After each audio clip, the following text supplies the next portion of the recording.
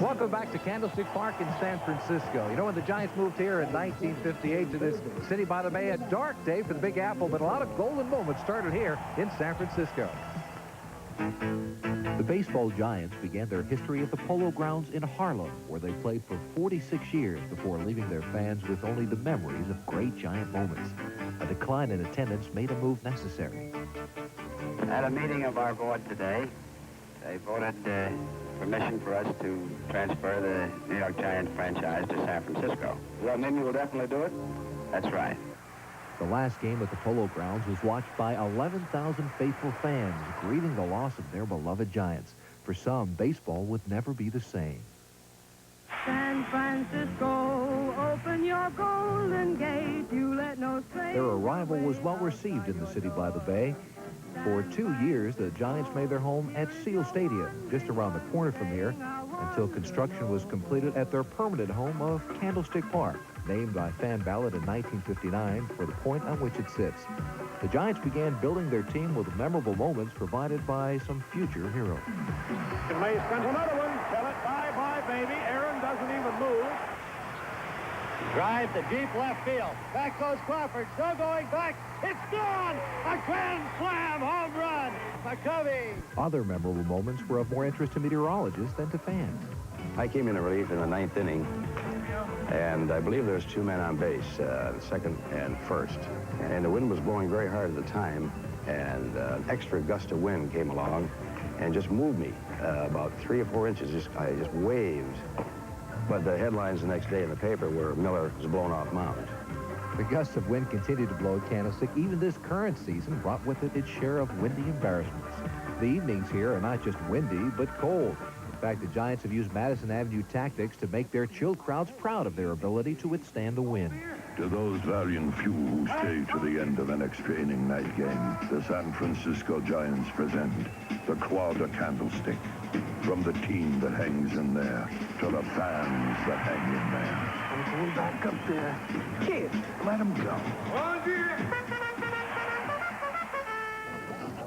Well, the present-day Giants will have to try and hang in here tonight at Candlestick. If not, they'll be down 3-1 in the National League Championship Series. Joining us, the man who chased a lot of balls around here in this park, Joe Morgan. Joe, any favorite thoughts about your playing days here at the Stick? Well, actually, Jimmy, there are 2 things that come to mind. Once before I was playing, I was in the left field bleachers. Willie Mays hit a fly ball. I came to chase it so I could catch it, and the wind came up and blew it back into the ballpark.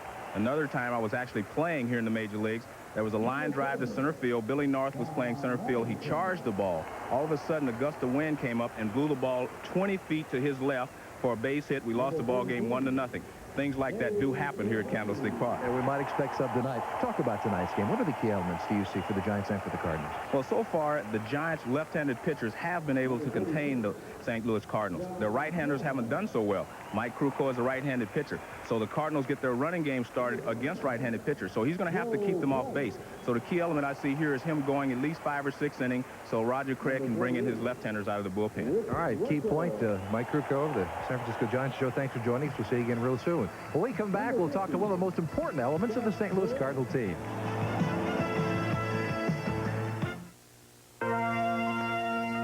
No better value. Right.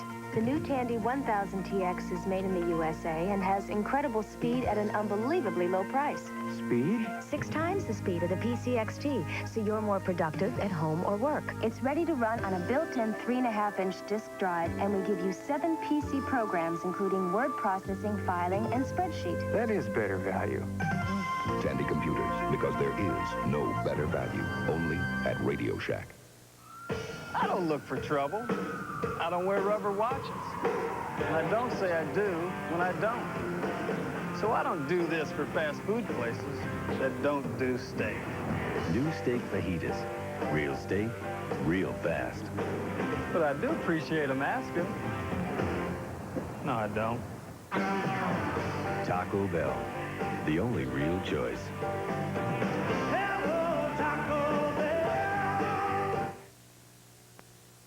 Welcome Welcome back to Candlestick Park in San Francisco. Game 4 just moments away. Joining me, Mike Rourke, the pitching coach for the St. Louis Cardinals, who's got a difficult task tonight. You've had a lot of time to work with Danny Cox. Let's go through some of the lineup. Let's take a look at Will Clark. How will you pitch him tonight? Will Clark is a good hitter, and we can't stay one way with him. Danny Cox has a curveball, a changeup, and a fastball, and we're going to try to move the ball in and out, and he's going to show him all 3 pitches. But again, you know, we just can't stay in one spot for him. He's too good a hitter for that. All right, the hack man, Jeffrey Leonard, you'd have trouble with him throughout the series. What do you do differently tonight with Danny Cox? Well, I just hope that Danny doesn't make the mistakes that we've made against, you know, the hack man, because we've thrown him a hanging curveball, a hanging changeup in the middle of the plate, and a fastball that was waist high right out over the middle of the plate. If he stays away from that, he's going to throw him the breaking ball. He'll throw him the fastball and try to catch it inside.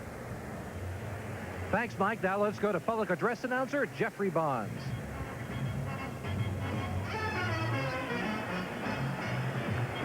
Ladies and gentlemen, please direct your attention to center field. Presenting the colors for tonight's game is the United States Army Color Guard from the Presidio of San Francisco. Ladies and gentlemen, may we please ask that you rise at this time to honor America with our national anthem. Please welcome the lead singer of a group who is known worldwide for such hits as We Built This City, Nothing's Gonna Stop Us Now, and It Ain't Over Till It's Over. From the Bay Area's own Starship, please welcome lead singer Mickey Thomas.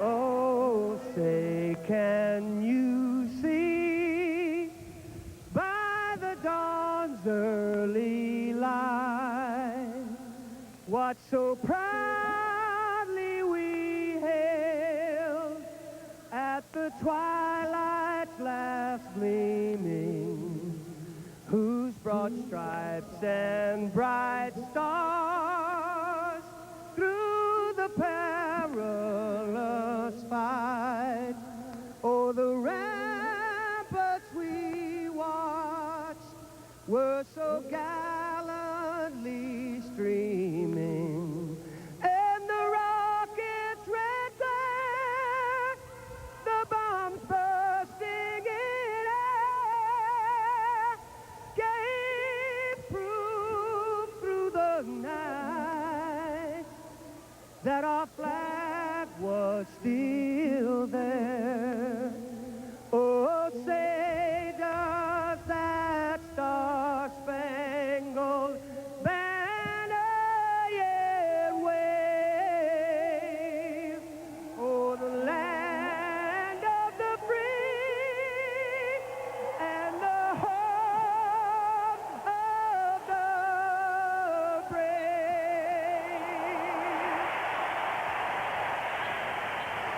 We'll be back with Vin Scully and Joe Garagiola at Candlestick Park in just a few moments. But first, let's go to New York for an NBC News Digest. This is NBC News Digest. Here is Connie Chung, NBC News, New York. Good evening. President Reagan today formally notified Congress of Thursday's firefight in the Persian Gulf. The War Powers Act requires that. But the president said he still believes the act is illegal. The Iranian news agency confirmed today that Iran has Stinger missiles, which are America's most lethal small anti-aircraft missiles, and has made copies. In London, the Sunday Times said Stinger parts found on 2 Iranian gunboats Thursday were purchased a few weeks ago, and that Iran likely has a large stock of them. And Jesse Jackson made it official. He's running for president. I'm Connie Chung in New York. More news after the game on this NBC station. Monday, Alf moves to a monastery. Where's the little monk's room? Will he take a vow of silence? Bite your tongue. Meet the monk from Melmac, Monday. He's very entertaining. Then on Valerie's Family, the boys get girls. Oh, yeah, that's Janice, the old ball and chain. But Mark's girl wants Willie. Having a bear? Make it sound so cute. Monday.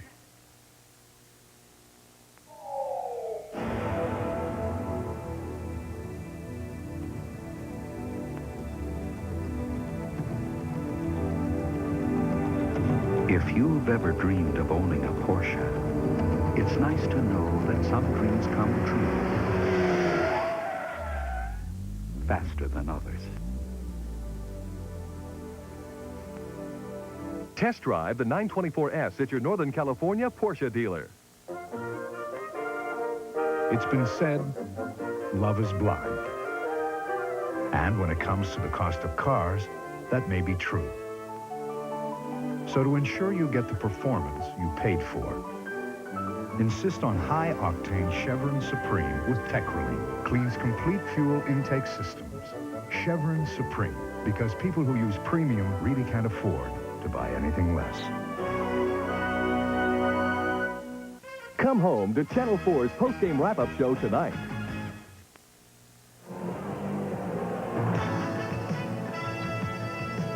NBC Sports presents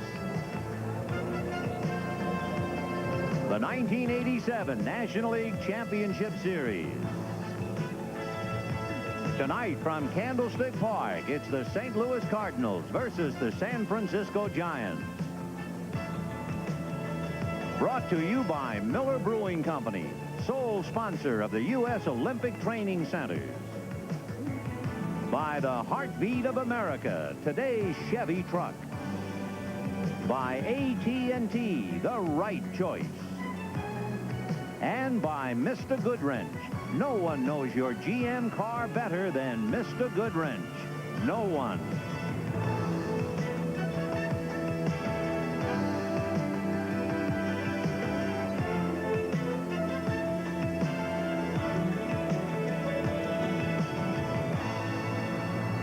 Hi, everybody. I'm Vin Scully, along with Joe Garagiola. Welcome to Candlestick Park and Game 4 of the National League Championship Series. Last night, maybe David didn't slay Goliath, but he certainly won the round. With the Giants leading 4-0, the Cardinals got off the floor and won it going away 6-5. For Whitey Herzog, two of his hardly ables are in the lineup tonight, Terry Pendleton and the pitcher who should have opened up the series, Danny Cox. But what about Roger Craig? The Giants didn't get here on hope. They got here on wins. And Roger's job is to shake whatever psychological cloud would be over the ball club. Let's find out about it and go to Joe. Okay, Vin. Roger, you've had two bitter disappointments. By that, I mean games that looked like you were going to win, should have won, and you didn't. What do you do to shake the ball club loose from thoughts like that? Well, I think that's been the strength of this ball club all year long. We can always come back and win a crucial ball game after we lose a tough game like we lost last night. Nobody wanted to lose that game, but it just happens. You can throw all the things out of the book when you start a playoff or World Series. Anything can happen. Look at the Tigers and the Twins, what's happening over there. Anything can happen in baseball. That's why it's such a great ball game. And we are up for this ball game. There's nobody with their dauber down. We feel we can win. There it is. You got the dauber down and hum, baby, Vin. So it looks like Hum Baby against the White Rat. And on the sidelines, Mike Krukow going against Danny Cox. We'll get to the starting lineups all coming up right after this.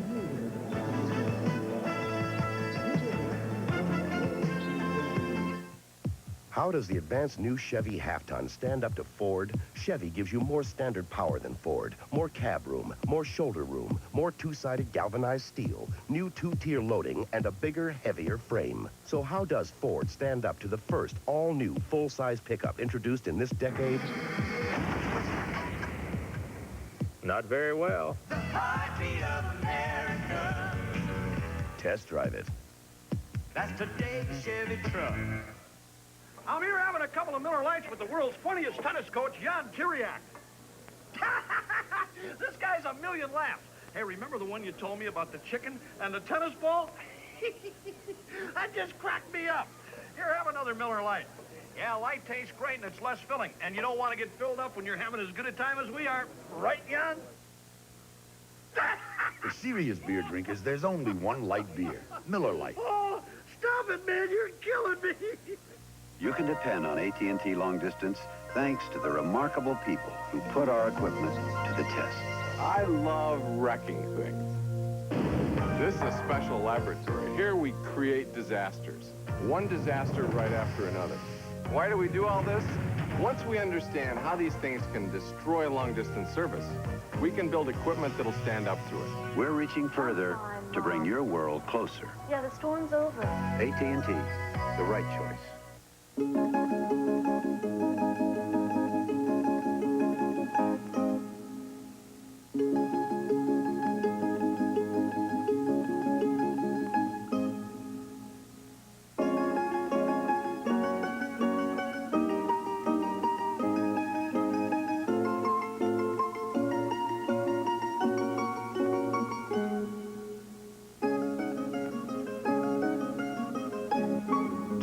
continued at a ballpark near you.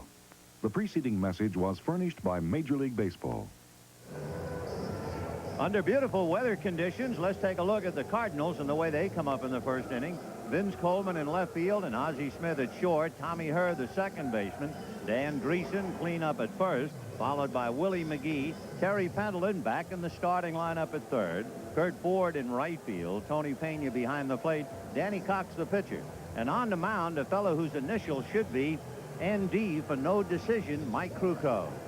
There's a defense. You see Milner in center field. Aldrete is in right field and at third base. And what a night he had last night. Even the Cardinals were talking about Kevin Mitchell. How could he play Coleman so close to the line on the very first pitch of the game? And there's the first play that he made. He had a couple of beauties. Mike Krukow had 17 no decisions this year, more than any other pitcher in the major league. He comes in 5-6.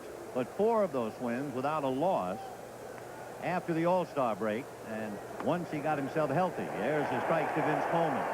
A year ago, Vince Coleman and Mike Krukow wound up in the middle of a brawl, and Mike Krukow wound up on the disabled list. Little roller foul. That was in a one-sided game in favor of the Cardinals. And Vince Coleman against Juan Berenguer stole second and then stole third. Next time he came up, Frank Williams hit him. And the next thing you know, a fight broke out. And when Krukow came out of nowhere to charge Coleman, Coleman stuck him with his helmet in the ribs. And Mike went on the DL. Ground ball to first base, and Will Clark feeding Krukow coming over. One away.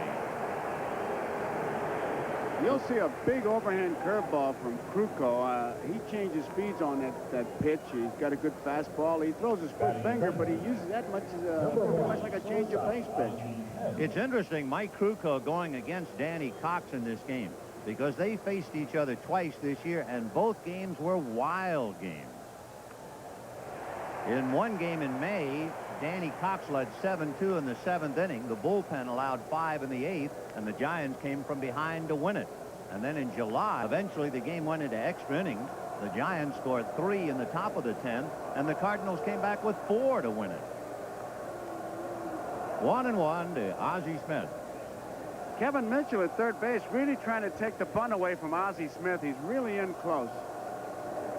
Off speed, it's hit by the mound to Robbie Thompson, who kicks it and can't pick it up.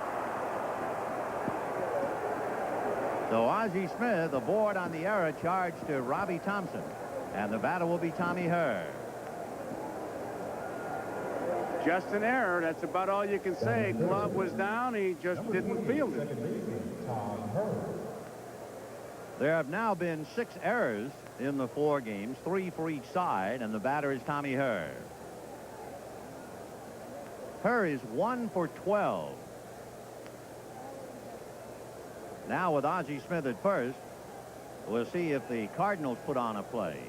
They think they can run against Krukow. I'm almost certain they'll put on a play. It's just a matter of which pitch. And Roger Craig is starting early by motioning to his catcher to make your pitcher throw over there.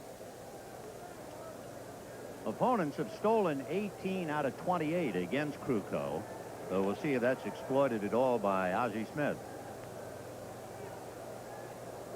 And they pitch out. You could see it on the very first pitch. They're going to send a message over there. So 3 times he's pitched out so far and hasn't gotten his man, Roger Craig.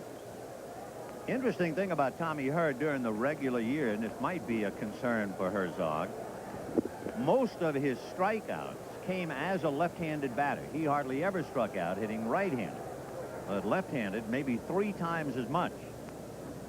So perhaps instead of a hit-and-run play with a man who has a little trouble making contact left-handed, they might have a straight steal. 1 out, first inning, no score. We're just starting. And that's driven to right field. Fighting the sun is Aldrete, and makes the play. And back to the bag comes Ozzie Smith. That's the one sun area at Candlestick at this hour, and it is tough. And Aldrete was fighting it all the way, but made a good play. Tell you, you know it's tough when you see what he just did. He's fighting it between pitches, and you can see on the play he was really battling that. Interesting, though, he didn't flip the glasses. Yeah, I was just going to say that. He kept the glasses up there. It's a matter of getting accustomed to them. I guess sometimes looking in like that, if you flip the glasses, you might lose the ball in the dark glasses. That happens. So here's Dan Dreesen. 1 ball and no strikes. Mike Krukow last year won 20 games, and prior to that he had never won as many as 15, and he won his 20 when he was 35 years old. In fact, you can go back for the last 80 some odd years and only 4 pitchers ever did that. Luke Hamlin and Dutch Leonard, Roger Wolf and Ray Herbert. So it was a rather phenomenal year for Mike Krukow. 2-0 the count. First inning, Coleman grounded out. Ozzie reached on an error by Robbie Thompson. Her line to right, and here is Dreesen.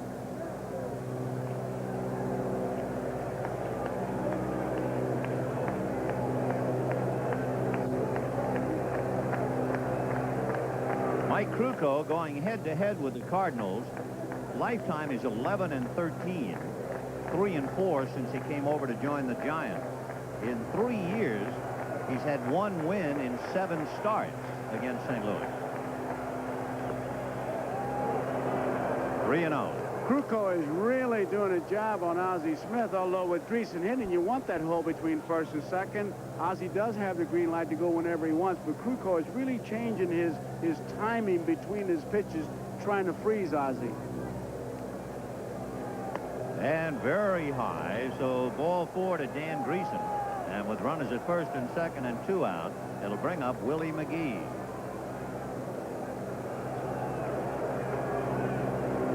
Willie McGee hitting left-handed. He said that last night when he hit that line drive to right field and Candy Maldonado went into the slide and the ball went over Maldonado's head, that when he slid into third base, wouldn't you know, he dragged his left hand, that sore wrist and thumb. So it was feeling very good until he got the triple. But it won't affect him nearly as much hitting left-handed as it did right-handed. Ball 1. So Krukow struggling a bit now. Mike won his last 2 starts of the year. As we said, came in here 4-0 after the All-Star break. He was on the disabled list with a weak right shoulder. 1-0. Tastes great! Last spelling! Tastes great! At Miller Lite, we'd just like to say we're sorry if we might be responsible for prolonging the football strike. Here's hoping they settle it soon. Tastes great! Last spelling! Tastes great! Last spelling! Get a taste of it. Unexpected. There's Raisin in the middle. Kellogg's Raisin Squares. Raisin in the middle. Kellogg's Raisin Squares. What a taste sensation. Whole wheat. Sweetened with raisin. A combination with flair. A tasty little package. With raisin in there. Raisin in the middle. Naturally sweet raisin. Raisin in the middle. Kellogg's Raisin Squares. Raisin in the middle. Kellogg's Raisin Squares. And now apple cinnamon squares. Just scratch and match. I won a camera. You could win one of the tens of thousands of prizes from Mr. Goodwrench. Just stop in for an oil change.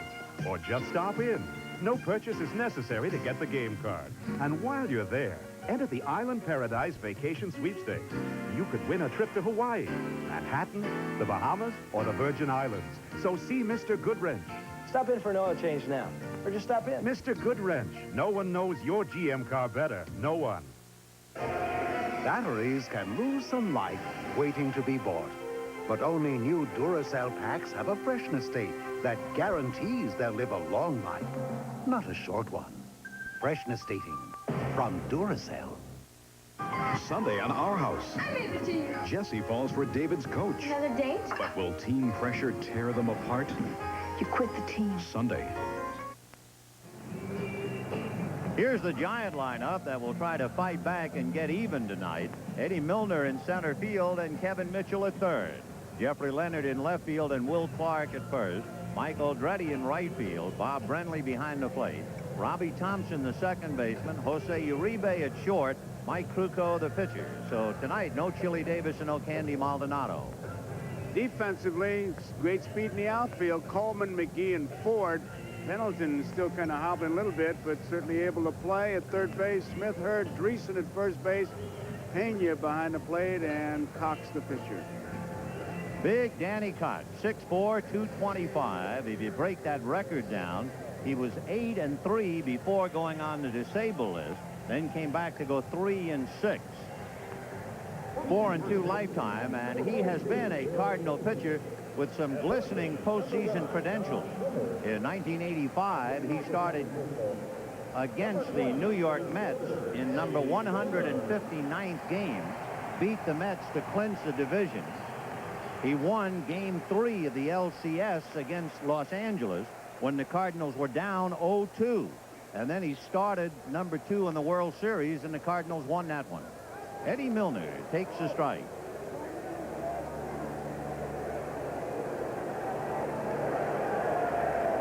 Oh, 0-1 the count to Eddie.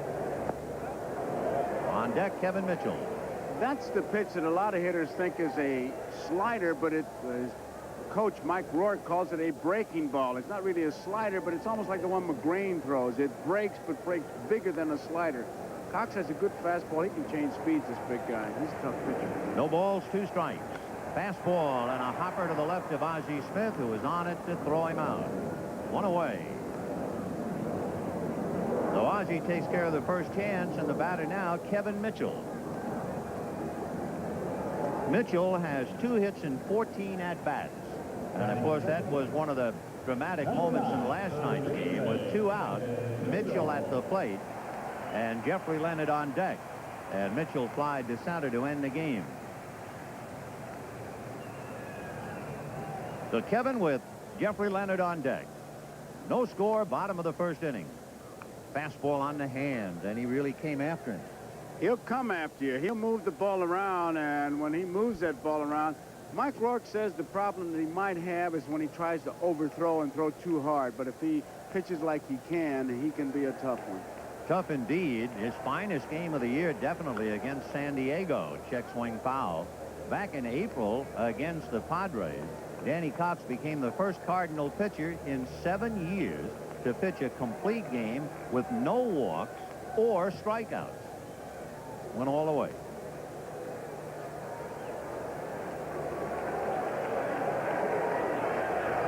Oh, 0-2 the count. Breaking ball away. One thing, we have a little more wind at the outset tonight than last night, and instead of blowing right to left, it's been swirling a little bit left to right. 1-2.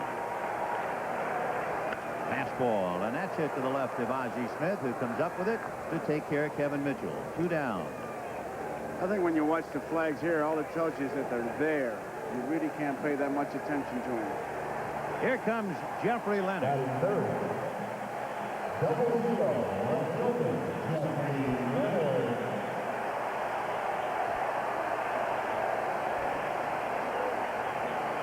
Jeffrey Leonard hitting .545. He's been the big guy with a half a dozen hits, 3 home runs, 3 RBIs. 2 down, first inning, no score. Ball 1. When he was hit last night, he said in the aftermath of the game, I'd have charged the mound if it had been a regular season game. Forrest was just trying to come inside, just like Cox did, and he was diving for the outside part of the plate, and he got clipped. Inside again, ball 2. 2-0 to Jeffrey Leonard. I'll tell you, though, I could think of some pitches that the way he runs the bases after a home run would be like a golden engraved invitation to be thrown at. Could you imagine Bob Gibson watching him jog around the... 2-0. Ball 3. They're going to check it first. No swing, says Jim Quick. And the count 3-0. Eric Gregg is the plate umpire. Jim Quick, Bob Engel, and John Kibler on the line. Dave Pallone is on the right field foul line. Ed Montague on the left field foul line. That was a good call. He stopped it. 3-0. In there. 3-1. Since Candlestick Park is completely enclosed, if you're an outfielder, you look at the flags to figure out the way the wind is blowing left to right. But the infield, it could very well be blowing the opposite way as it swirls. It missed the corner, ball 4. We were talking about Jeffrey Leonard and his home run trot, the one he calls the one flap down. And if you didn't see it, after this now, first, watch his left arm when he rounds first. That's the one flap down. There it goes, flap down. Points that finger, indicated he'd hit it good, and then he puts the flap down, and around he goes. So Jeffrey Leonard at first with 2 out on the walk given up by Danny Cox. And now Will Clark, as fine a hitter as I think we've seen in the league in quite a while.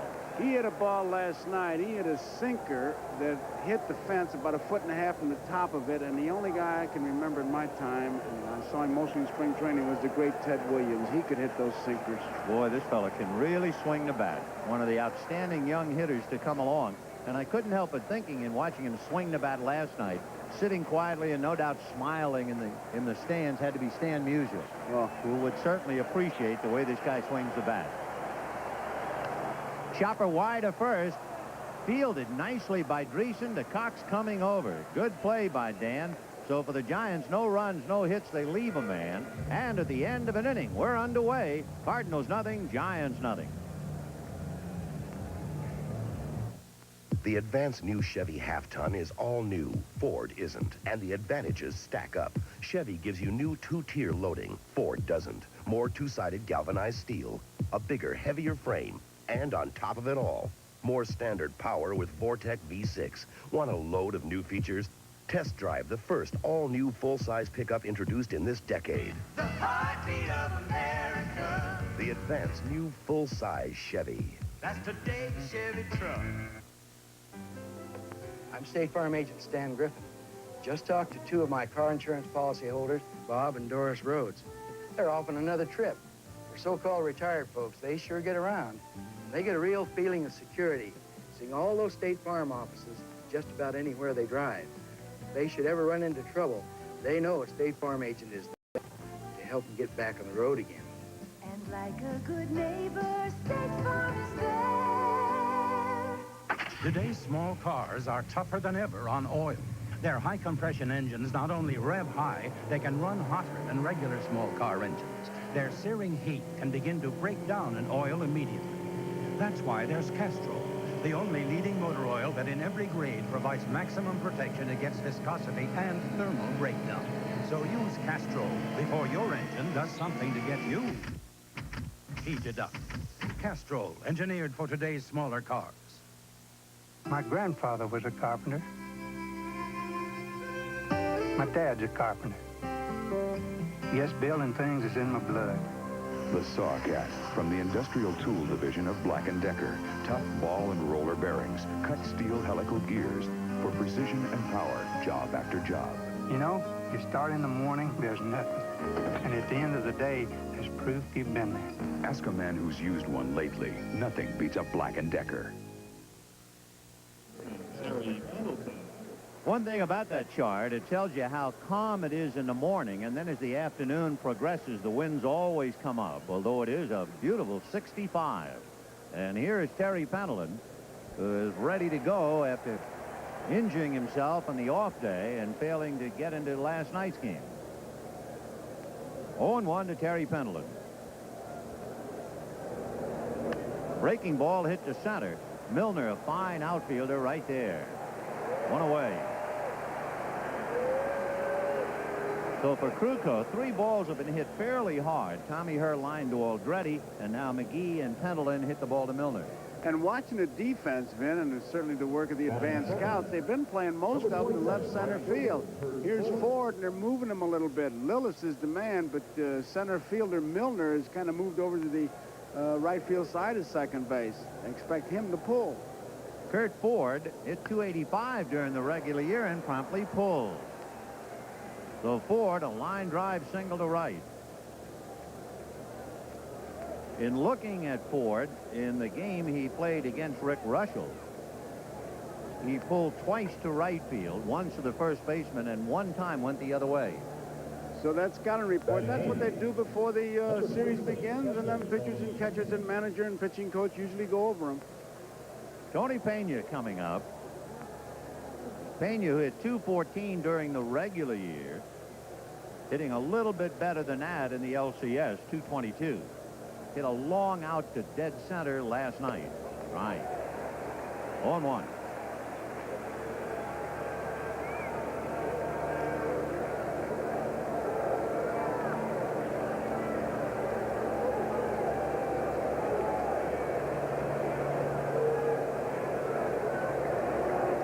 Giants won 46 of their 81 at home during the year.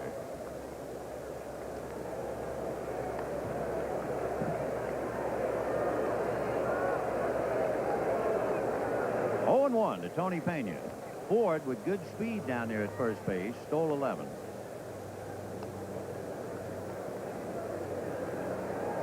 Notice him taking a look at the coach. That's for confirmation from the first base coach. That's one of the things I'm sure Roger Craig picks up immediately. And Pena hits one just by the diving Uribe, and Ford is on his way to third. Milner after him, no good. Down to second base goes Pena. That's what the Cardinals do better than anybody, going from first to third, and you can see what happens on the throw. Pena, a catcher who can run, as Vin has been talking about it, he picks up the big base, and now the double play is eliminated, and the base hit scores 2. So Pena, who looked like he was giving at the plate, I think he was expecting a pitch inside. He got a curveball, and it looked like his hips were almost in the Cardinal dugout, and he was able to reach out and hit it up the middle. So Pena, key base hit to put Cardinals at second and third with 1 out, and Danny Cox will be the batter. Not only a key hit, a key base that he picked up. Boy, that changes the defense. The infield's got to play at third base. They're already in at first base or halfway, second and short. Interesting what the 8th place hitter has done for the Cardinals so far in the LCS. Pena, Lawless, and Ford are hitting a combined .444 with 3 walks. That's some 8 spot. Tough spot to hit from. I asked Danny Cox, what kind of a hitter are you? He said, improving. And one of the players walking next to him said he's come a long way. 0-1 to count to Danny. And he's in a hole now, 0-2. So Nick Leyva hanging out a sign, perhaps, although what kind of a sign can you hang out to a pitcher, no balls and 2 strikes? Hang in there? Don't get hurt. Because I think Kruko will go right after him. He should, anyhow. Wouldn't be any play on. 1 out, second inning, no score, and the Cardinals threatening. Ground ball by the drawn-in infield. Ford scores. Down to third goes Pena, and the Cardinals lead 1-0. I really must second-guess that pitch. He threw a curveball that Danny Cox just about came unglued. I mean, when he saw that big breaking curveball and that fastball he gave him was right down the middle where he could put the bat on it. Good piece of hitting by Danny Cox, and a great example of hitting a mistake. Watch where this fastball is. It's no strikes, no balls and 2 strikes, right down the middle. I mean, that's room service. Danny Cox had 1 RBI during the regular year, and he equals that with 1 swing tonight. So first and third, still 1 out. The Cardinals leading 1-0, so that's a turnabout from last night's game. And Vince Coleman coming up. Vin, it's bad enough to give a pitcher a ball like that to hit, but no balls and 2 strikes. So Kurt Ford carried the run over. Pena is now at third base. Cox at first with 1 out. And Vince Coleman the batter. Ball 1 off speed. Coleman, of course, being such a speedster with over 100 stolen bases, he hit into 7 double plays all year, all 7 as a left-handed batter, and he's against the #1 Major League double play combination with the Giants. They're really stacking him towards the left field line. A lot of room in right center. Breaking ball, 1-1 to count. Look at the defense. Now, even Uribe is way over there, and Robbie Thompson has to cheat towards the bag. But look at Milner in center field, and there's the big gap in right center field. 1-1 to Vince Coleman. Giants trying to prevent and stop the bleeding. Last night, the Cardinals went on a tear and had 5 consecutive hits. Tonight, they have 3 straight, with Coleman and Smith back-to-back.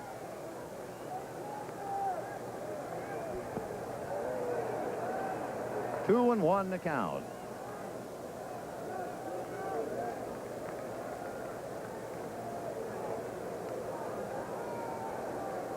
Brenly not hiding behind that catcher's mitt as he did last night. I'm sure one of the things he's talking about is, Mike, you got to be yourself. Forget about what's happened. And that last pitch looked like he tried to throw it a little bit too hard and got it out of the zone. 2-1 to Vince Coleman, who grounded out to Will Clark, and Kruko came over to handle it in the first inning. 2 balls, 1 strike. Ground ball into right field. Base hit. Pena will score. And Cox on his way to third. Aldretti's throw is not in time. Holding at first is Coleman. That's 4 consecutive hits for the Cardinals, and they lead 2-0. And keep in mind what we said about the Cardinals being the best club going from first to third. You can talk all you want about speed being stealing bases, but that's not the yardstick. The yardstick is just what they're doing. Here's a pitcher, a big guy like Danny Cox. The Cardinals probably have the only pitching staff with shin splints from running. And it is certainly paying off. Ford singled to right. Pena singled up the middle. Ford going to third. And Pena took second on the throw. Cox singles, scoring Ford with Pena taking third. Coleman singles, and Pena scores with Cox taking third. So it's a little bit of a track meet out there. 2-0 in favor of St. Louis. And left-handed Joe Price begins to stretch out in the Giant bullpen. Why do Herzog and his coaches work on that in spring training? I mean, to them, when you're on first, second base is not a place to stop and refuel. It's just a place along the route. Keep going. 4 consecutive hits for the Cardinals, and here is Ozzie Smith, who was aboard on the error charge to Robbie Thompson in the first inning. 0-1. When the Giants come up in the second inning, Whitey will have to contend with Aldretti, Brenly, and Thompson. Danny Cox down the line from third. Coleman away from first.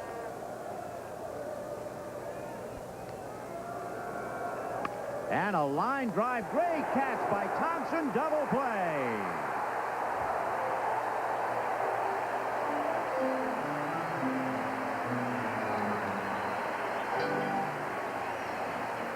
And let's tackle Tim Daniels' first release to score.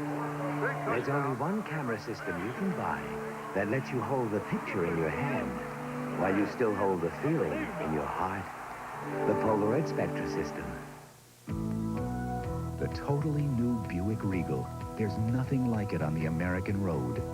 Out on the horizon, the heart of a Buick, the start of a regal new day. The great American love was made for Regal. It's the Regal reward. It's the way it should be in this Regal American land. The great American love belongs to Buick. I am master of ancient art of karate, kung fu, and the Chinese chuckle. But the one about the socializing... I always reach for a cold Miller Lite. Light tastes great. Lightless feeling, too. Hey, anybody want the pepperoni? Ancient proverb. Only one light beer. Miller Lite. Yeah. Harry, Kalamazoo Tuesday, I can do that. Memphis Wednesday, I can do that. New York Thursday, I can do that. How am I going to do that? No matter where you do business, Northwest can fly you there. Raquel Welch in the role of a lifetime. The critics say Raquel Welch delivers. An excellent cast. Powerful. Raquel Welch in Right to Die, Monday. Here's that play again. The line drive, the diving catch by Robbie Thompson. And then scrambles on his knee and doubles up Vince Coleman at first. The only way to stop 4 consecutive hits. Robbie Thompson had that play in front of him, and he could see it. He wasn't going to take any chances to even get up, and that says it all right there. Bottom of the second inning. Robbie Thompson perhaps really putting a stop to a runaway inning. If Ozzie Smith's ball is through, the Cardinals are off to the races. As it is, they lead 2-0. And now the Giants will have Mike Aldretti, Bob Brenly, and Robbie Thompson against Danny Cox. When Danny Cox pitches to Mike Aldretti, he doesn't have to have too much of a memory to think back to July the 9th at St. Louis. He was struck by a line drive off the bat of Mike Aldretti. It fractured the 5th metatarsal in his right foot, causing him to be on the disabled list from the 10th of July to the 8th of August. So Mike Aldretti will start it off.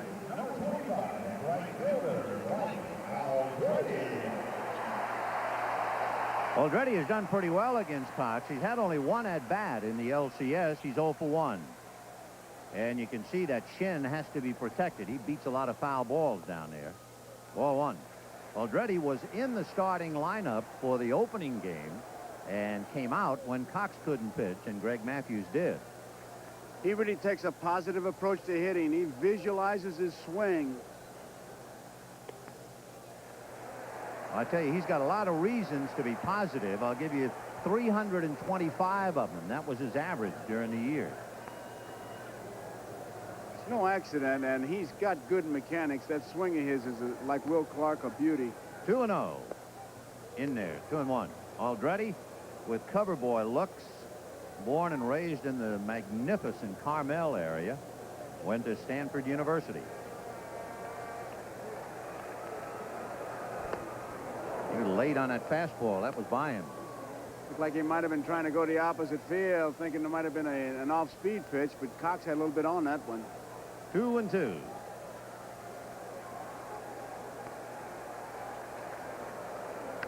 And he goes the other way, and the ball is over Coleman's head, so he has to go back and get it. That thing was really slicing as it took off. 1 down. Coleman, with his great speed, just kind of outruns that ball. He circles it. Always brings to mind, Mr. Rick used to say that hitting had value only on offense, fielding value only on defense, but speed, value on offense and defense. And you could see it with Vince Coleman. We know what he does on bases, but there's a case of speed, just making an easy play after kind of circling it. Here's Bob Brenly, who has struggled a bit. He has 1 hit, a double to right, and he's been having trouble making contact. He struck out 5 times in 2 games. Brenly hit almost 270 during the regular year. 1 ball, no strikes. Fastball in there. Pattern has been the same on him. They've not given him a ball from the middle of the plate in, and they've been throwing breaking balls mostly, changing speeds on that outside corner. You saw Cox that time with the fastball. 1-1. And that's promptly looped to left field. Coleman coming on, drops for a hit. So Brenly, a 1-out single to left, and the batter will be Robbie Thompson. The Giant lineup has a different look to it tonight. When you play Milner and Aldretti, you get defense, but you don't get a lot of power. And when Chili Davis sits down, along with Candy Maldonado, that's 44 home runs between them. So it is a different Giant attack tonight. Robbie Thompson can handle that bat. He's already tried to squeeze once in the series. Brenly, who runs reasonably well for a catcher, held on by Dan Dreesen. Strike. 0-1. Robbie hit .262 during the regular year, looking for his first hit in the LCS. He can handle that bat. You can put a play on with him, obviously. And on deck, you have Jose Uribe, who will hit left-handed.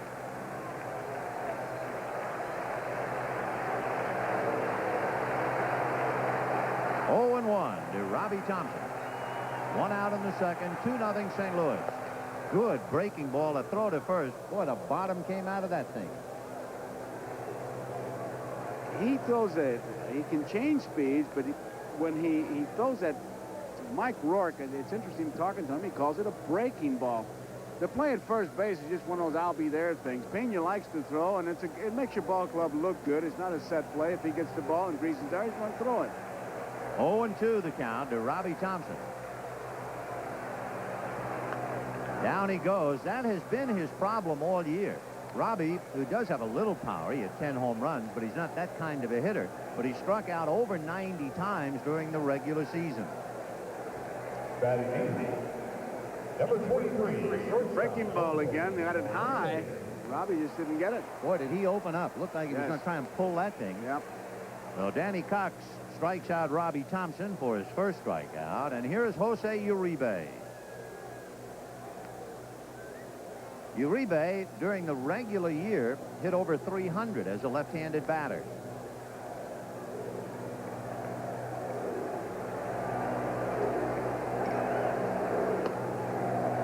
In there, 0-1. I tell you, Cox has had great control of every pitch he has thrown. The fastball, he's changed up a little bit on taking something off that curveball and right on that outside corner.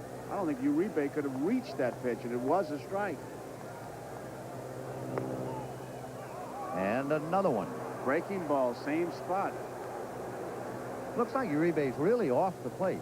Well, that's what I say. That first pitch, I don't really believe he could reach it, Vin. And that's the first thing they teach is take a stance that you cover the plate and take it, cover the plate with your stride. But look where he is. And then he's not diving into it. And he promptly pulls one down the right field line, hooking in the corner. It is a foul ball. Foul ball. All we could do is keep our eyes on Dave Pallone, the right field umpire, because the ball disappears from your view in the corner, and Pallone was right there to call it. And he got that pitch inside. There you see Pallone. He had a couple of big calls last night. Yes, he did. And got him right. Not that it's so unusual, but in a pressure game, big calls. So Uribe losing what appeared to be a chance for a double and an RBI on the count 0-2. Just wonder if he'll come inside this time, because he got away with one, Cox did. I certainly wouldn't. He'd have to be around that corner. On deck, Mike Krukow. Breaking ball, got him. That's strikeout number 2 for Danny Cox. No runs, 1 hit, and a man left. We'll be back after these messages, but first a look at the Golden Gate Bridge. A rock and roller, a rebel, a bad girl, and a private eye. It's dynamite. Private Eye, Friday. Perfect.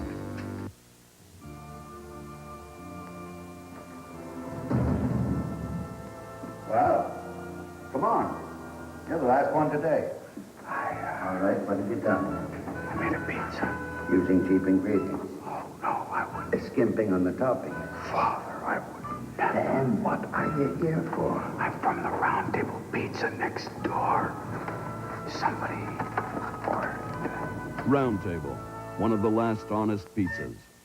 Well, Rick, what do you think of Germany so far? Bill, this isn't Germany. We're at Schroeder's. It sure feels like Germany. We're here to tell everyone about the Safeway and KABL Oktoberfest sweepstakes. We are? Yes, KABL and Safeway are giving away 25 free trips for 2 7 days and 6 nights to Germany at a Sheraton hotel, and they'll fly American Airlines. Something special in the air. Anyone over 18 can enter the Safeway and KABL Oktoberfest sweepstakes. Then listen to KABL to see who wins. It sure feels like Germany. I am divorced. I've been divorced for 8 years. This is the first house I have owned on my own. It's not easy. The buck stops with me, but I accept that. Mary Ann Bixby wasn't alone when she got her home loan. She had Home Savings of America. The day that the wallpaper went up in the hall, my daughter said, "Mom, this house sure looks like a female owns it." And I said, "That's fine." Come home to Channel 4's post-game wrap-up show tonight. Game 4 of the 1987 National League Championship Series is brought to you by Buick. And again this year, as it has for 85 years, the great American road belongs to Buick. And by Kmart, the saving place.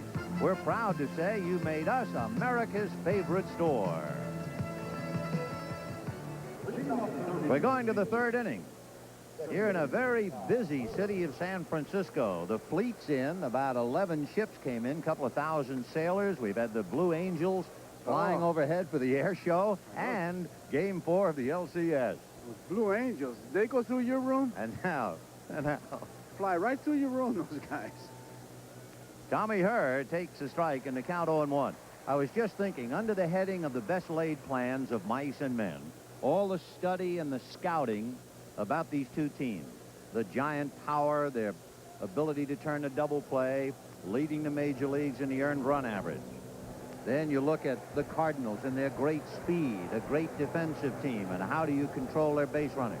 And two of the more important hits in the LCS, a single to center by a pitcher to drive in 2, and tonight, a single to drive in 1. Greg Matthews and now Danny Cox. Tommy Herr lined out to right in the first inning. He's 0 for 1. And he lifts one into right center and deep. Aldretti going behind Milner. It'll be Milner. Casey Stengel, who said so many great things, he ain't so smart if they don't execute. One down on a fly ball to Eddie Milner, and the batter will be Dan Dreesen. Dan Dreesen walked in the first inning, and Krukow got out of the jam as McGee lined out to Milner. Kevin Mitchell plays about even with the bag at third.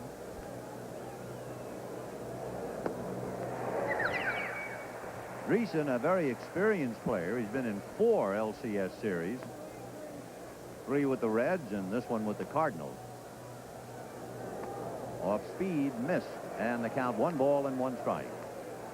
Danny Cox bothered by the bad neck for game 1, but leading tonight. A drive into right center and deep. Milner and Aldretti on the track and makes the catch in front of Milner. See a catch like that, the first thing you check is the flags, but I don't think they were blown that much, so it just didn't get it all. Aldretti right on the track. There you see him. Had the flags been blowing and the wind blowing the way it was in the first inning, that's a home run. Might have been out of here, but he's got plenty of room yet. I said, oh, hey, listen, this is the way we like it. When I heard Candy Maldonado say, we love it cold, windy, and when it's foggy, that's when we really love like it. And he's from Puerto Rico, then I knew that Roger had really done a sales job. He did. Little roller down to first, no play. It's going to be ruled a foul ball. First base umpire Jim Quick maintaining that the ball hit Willie. Craig, he wants to find out what's going on. So McGee hit by his own batted ball. Remember last night when Robbie Thompson took off for first, acting like he felt he had been hit by the pitch, and then was called back and a run scored. Well, Nippy Jones was the first one with the shoe polish, and then Gil Hodges. I'm trying to think of that Oakland play. They wore white shoes, and the umpire couldn't see a mark. Let's take a look at it, and we're going to have a replay of it and see what you think about it.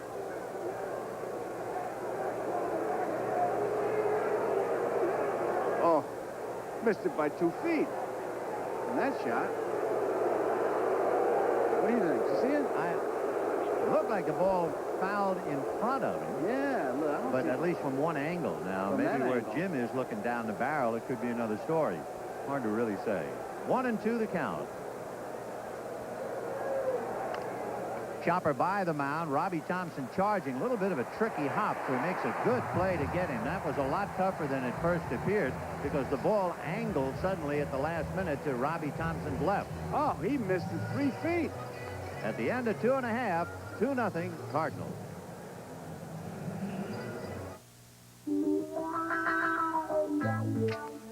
I'm an easy guy to satisfy. I only want the best.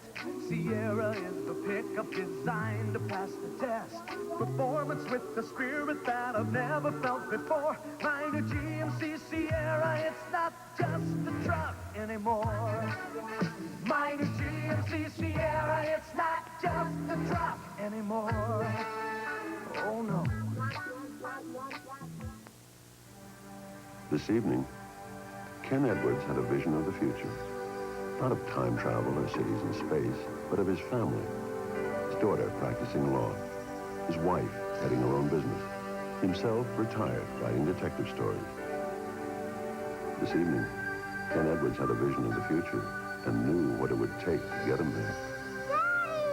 Plans for investments and protection from the equitable. We have great plans for you. In McDonald's, we're tossing salads fresh all day. Every day. I mean, it's fresh when you get it, and it's fresh when I pop it in my mouth. It's like having somebody come in your own kitchen and make you a salad. I come through the drive-thru. It's quick. It's easy. McDonald's Chef Salad, Chicken Salad Oriental, and Garden Salad. For a taste that's tossed fresh. It's really crisp and fresh. My taste buds just went crazy. Tossed fresh all day. McDonald's Salads. Hi, I'm Ron Darling of the New York Mets. I had a choice, pitch in the World Series or watch the season premiere of Saturday Night Live. Lucky for me, I broke my hand.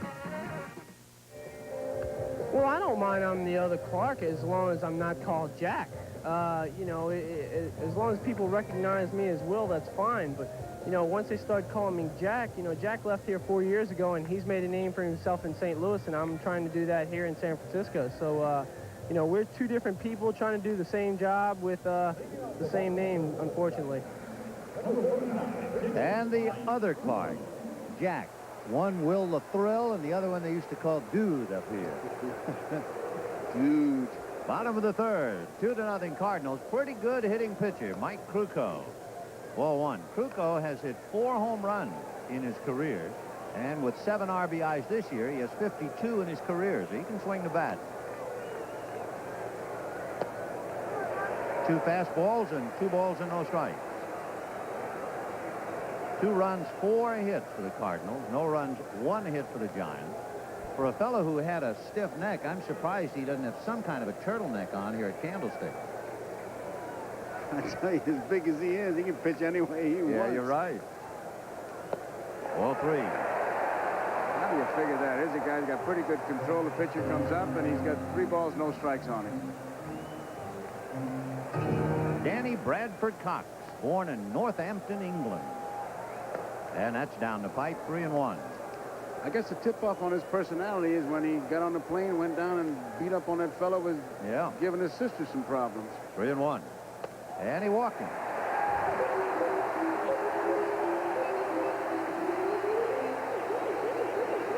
Danny was not a particularly successful pitcher on the road. He was under 500 on the road this year, and he had a tough September. He won once and lost 5 times. So he walks the pitcher, and that'll bring up Milner, Mitchell, and Leonard. Ozzie Smith came in to say something, and I'm sure he set up the defense, but in the process, you can bet me, he said, hey, don't be walking the other pitcher.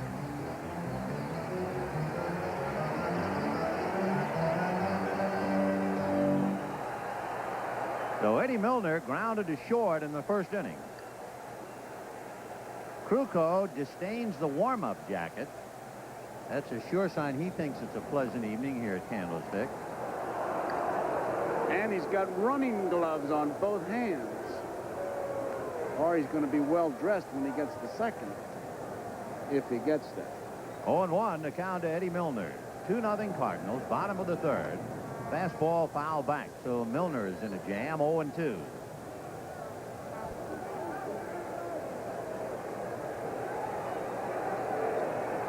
Kevin Mitchell on deck.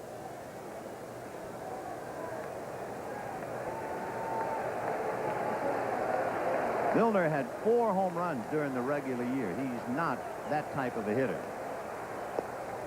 But he strikes out, and for Danny Cox now, 3 strikeouts. That's the unpredictability of baseball.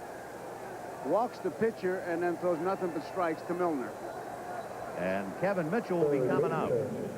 Kevin Mitchell. So Danny Cox, 2 walks, 3 strikeouts. He's allowed 1 hit.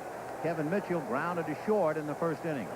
Fastball hit the center, base hit. Krukow will go 90 feet at a time. Not that Krukow could go to third base. There's no chance. I want to preface that. But it just shows you the difference in the theory of running. Danny Cox took off when he was at first base, thinking he could make third, and he did make it. But Krukow knew he was going to stop at second. First and second with 1 out. 2-0 in favor of the Cardinals. Another look at the stride of Krukow. He just knew he was going to stop at second base, whereas the Cardinals, pitchers included, they're going to head for everything. So here's the first dramatic moment here at Candlestick. 2 on, and Jeffrey Leonard coming up. Leonard walked in the first inning.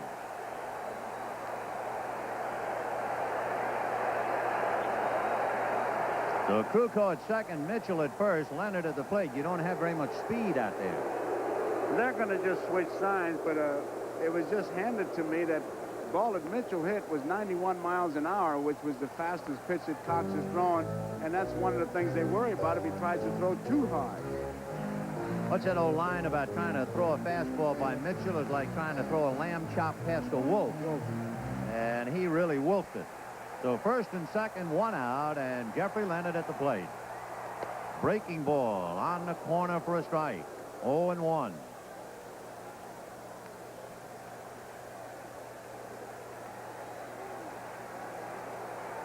Cardinals 2. Giants trying to come back here in the third.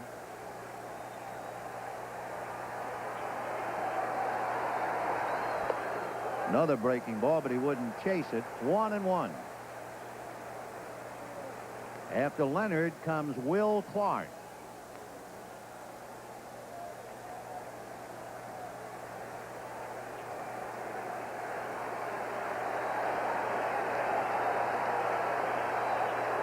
Now he tries a fastball inside, and he's behind 2-1. He laid two breaking balls on the outside corner. That was the one he wanted to break the bat on and get the ground ball. Now Leonard, he's just looking at Zimmer for no other reason, just to look at it, because you know he's got the green light, and he's going to be sitting on the pitch he is looking for. Leonard with 19 home runs, 63 RBIs during the regular year. Fastball. 2-2. Kind of surprised he chased that, Vin. I'll tell you why. The way they've been pitching him inside, I thought he'd be looking for something inside if it was a fastball. Now, of course, it's not only the pitch, but the location. He's got to give him a breaking ball. Get that ground ball. Let's see what happens. 2-2 to the Hackman, as they call him. And he chased it, and down he goes. Strikeout number 4 for Danny Cox, and it will bring up Will Clark, who grounded out in the first inning. Good breaking ball. Watch it go right down the great spot. He could not have driven that anywhere. You could see it was all arms. He was bailing out. And it looked like ball 3, borderline. It was borderline, but 2 strikes, too close to take. And So, he's checking. Look at him. He's checking with Chili Davis. 2 on, 2 out, and Will Clark, the batter, 0 for 1. 2-0 Cardinals, bottom of the third. We're just warming up. Time, no pitch. Clark had backed out. Eric Gregg had called time, but Danny Cox was so intent that he wasn't looking. 35 home runs during the regular year for Will Clark. 2 of them came with 2 men on base. He just missed hitting 1 out last night when he doubled about a foot shy of the right field wall. Ball 1 started him with a low fastball. Cox walked Leonard in the first inning, gave up a single to Brenly in the second, and has given up a walk and a single in the third. It points up the fact that the Giants in the first 3 games left 18 men on, a few more than the Cardinals. 1-0. Right. 1 ball and 1 strike.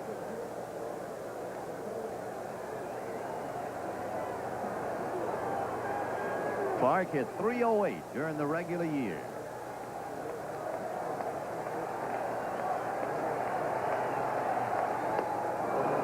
One and 2. So Danny Cox getting tougher by the moment here. He took something off the curveball with that one. That first pitch he threw in the dirt was a hard fastball, kind of overthrew it, and then he let up on this one.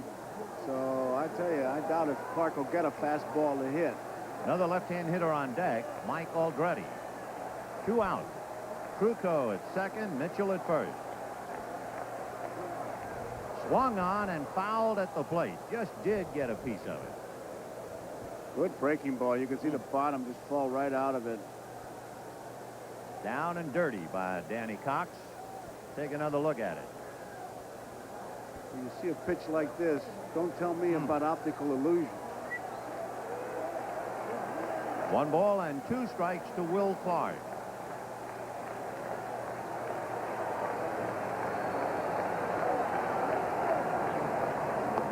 And the fastball away. He's going to show him that pitch. When you talk to Pena and you talk to Lake about Danny Cox, they tell you that his fastball, is moving all the time. You can be right in the middle of the plate. It'll go one way or the other. He's got good movement on the fastball. Deuce is wild to Will Clark. Hard breaking ball, and he golfed it and rolled it foul. Once again, we remind our viewers we will be selecting the NBC Miller Lite Player of the Game at the conclusion of the ballgame. It's 2-0 Cardinals, bottom of the third.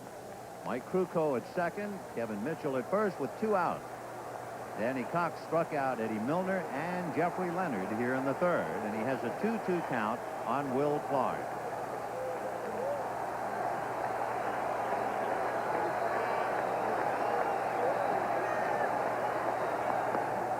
Three and two. That is a little bit of an offensive edge for the Giants, because at least they can get a slow man like Krukow in motion on the pitch. And Pena going out to talk to Danny Cox.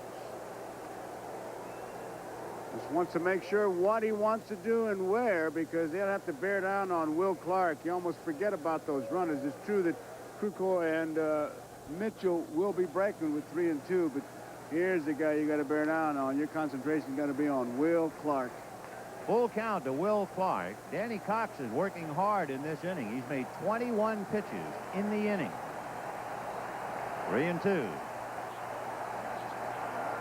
Runners go, and it's got him.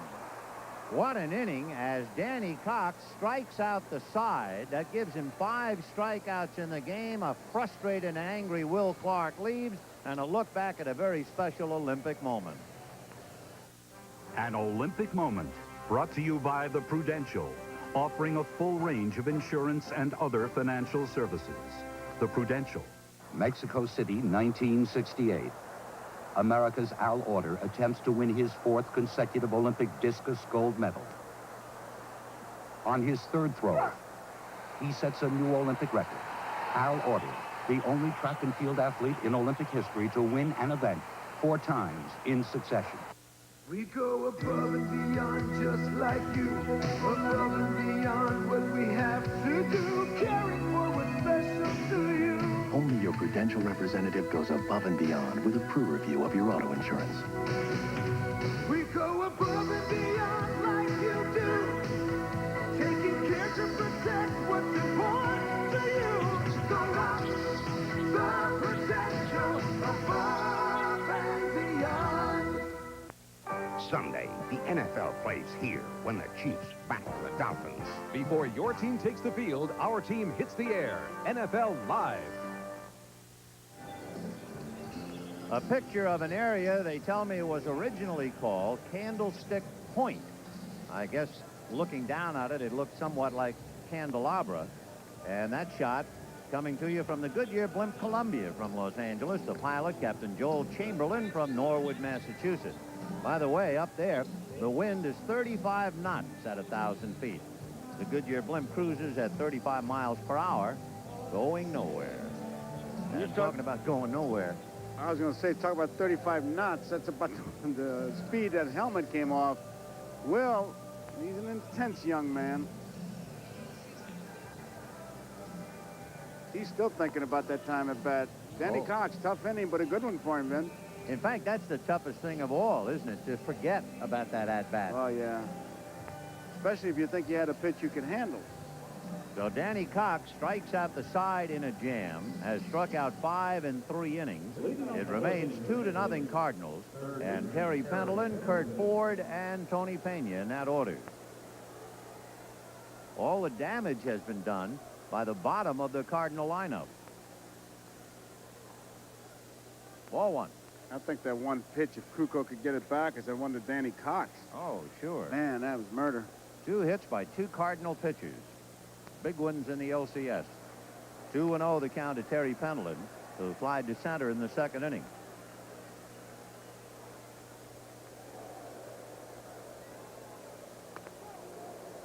On the corner.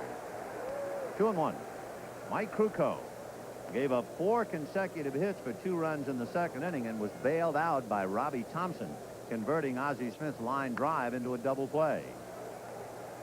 2-2 to Terry Pendleton. In checking Danny Cox's performance during the year, it's the first time this year he struck out the side. He picked a dandy time to do it. You know, if you look at Pendleton and Ford, the on-deck hitter, you think Pendleton's stronger, yet they don't think he can pull. 3-2. Look at the defense. Milner in center field is over in left center field as we look at Ford, and yet with Ford, they pull way around. Look at that. Center field is usually a key man. Pendleton rolls it to the right side to Robbie Thompson. For Pendleton, he has some sock. He had 12 home runs during the regular year. Kurt Ford had only 3 home runs. Admittedly, didn't have as many at-bats, but all you have to do is look at Pendleton's legs. His lower torso looks like it really belonged to somebody 6'5". Kurt Ford the other way around. Slim as a greyhound. Ball 1. We're in the 4th. The Cardinals 2 and the Giants nothing. He had himself a pretty good rip there, Mr. Scully. He swung like a man who had hit 12 home runs, That's not 3. He was going for the downs. I tell you, that on-deck approach that he had at Perry Como yawn that he gave it, a little deceiving there with that swing. He had a pretty good cut. Kurt Ford is 5'10" and weighs in at 150. He is lighter than Ozzie Smith. Built to run.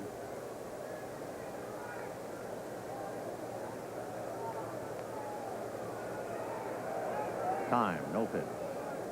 Kruko, when he gets a sign, he doesn't fool around. I think that's a sign of a good pitcher. Defense always on their toes. Pitch fast.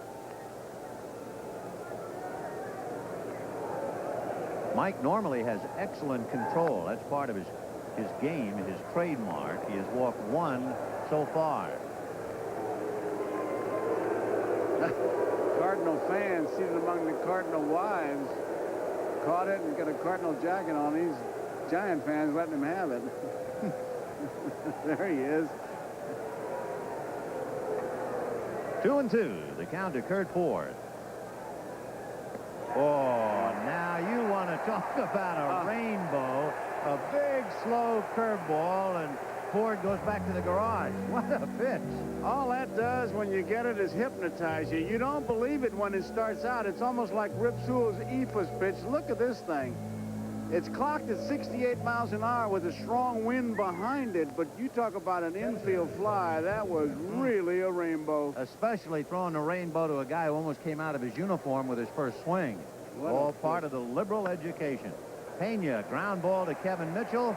Kevy throws him out, and it's a 1-2-3 inning. The last 7 in a row retired by Kruko at the end of 3.5 innings. Cardinals 2, Giants nothing.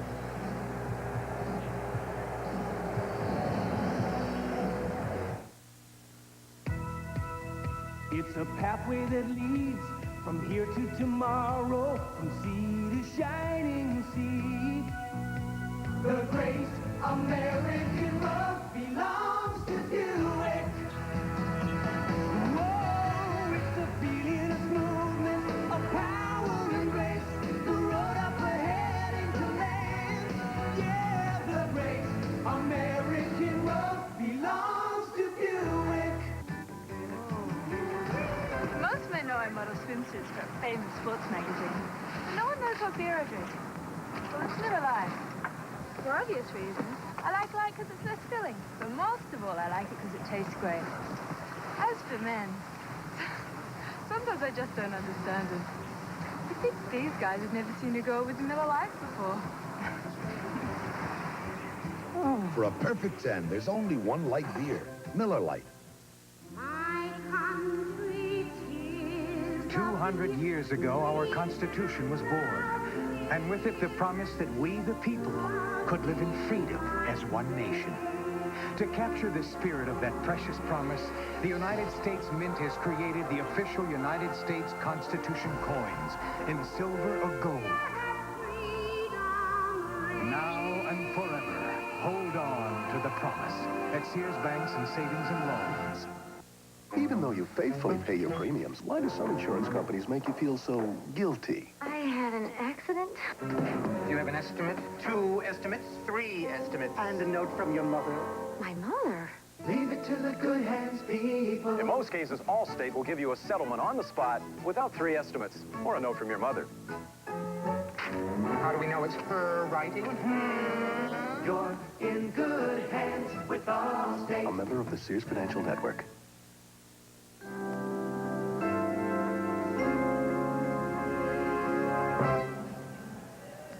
Cardinals leading the Giants 2-0. Good-natured fan with a little propeller on top of his cap.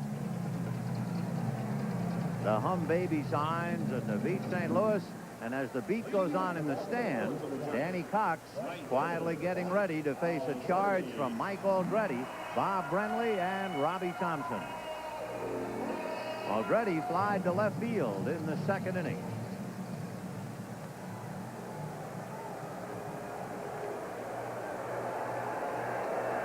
Cox with 5 strikeouts, 2 walks. He's allowed 2 hits and no runs. Starts breaking ball, but he's too low. Ball 1.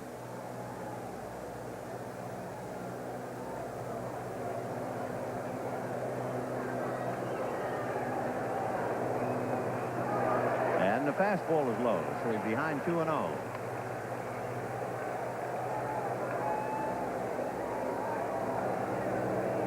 It just serves up the point of how difficult it is to come off that bench.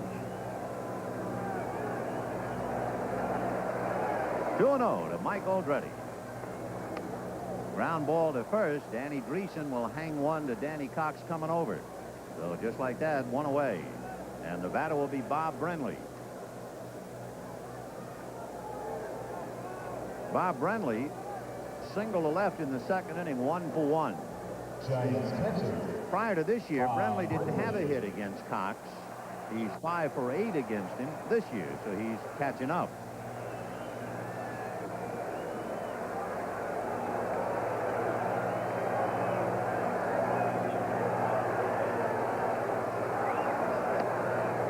Big crowd, but they are silenced, just as the large crowd at Busch Stadium sat on their hands as Dave Dravecky was pitching a 2-hitter.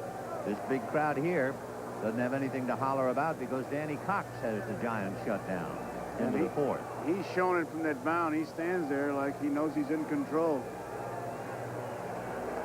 0-1, the count to Bob Brenly. Fastball got the corner at the knees. 0-2. He's working Brenly pretty tough. Inside, outside, changing speeds. He's really been carving him.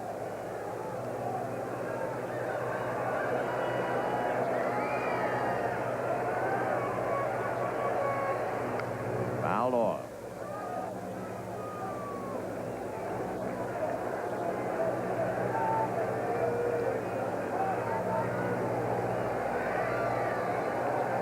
Two to Brenly, 1 away in the 4th. 2-0 St. Louis. Game 4 tomorrow. Rick Russell and Greg Matthews.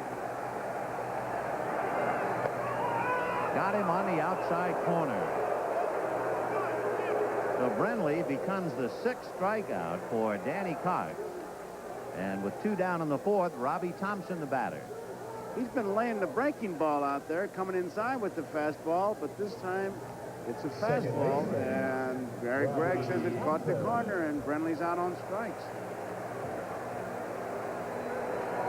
Brenly not exactly cheering Eric Gregg's call of that pitch. He had to get it out of his system.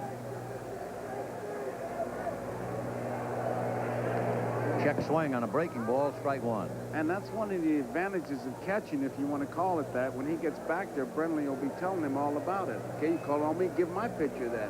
Yeah, I was wondering about that, whether you do get on the umpire or whether you figure it might have an adverse effect on your own pitcher. Well, it's more conversational. 1-1 to count to Robbie Thompson. And your choice of words is more suitable for family viewing. Gotcha. See, what he did there was rated R, but behind the plate, you're PG. 1 ball and 1 strike to count. And a drive into deep left field. Back to the wall goes Coleman, gone.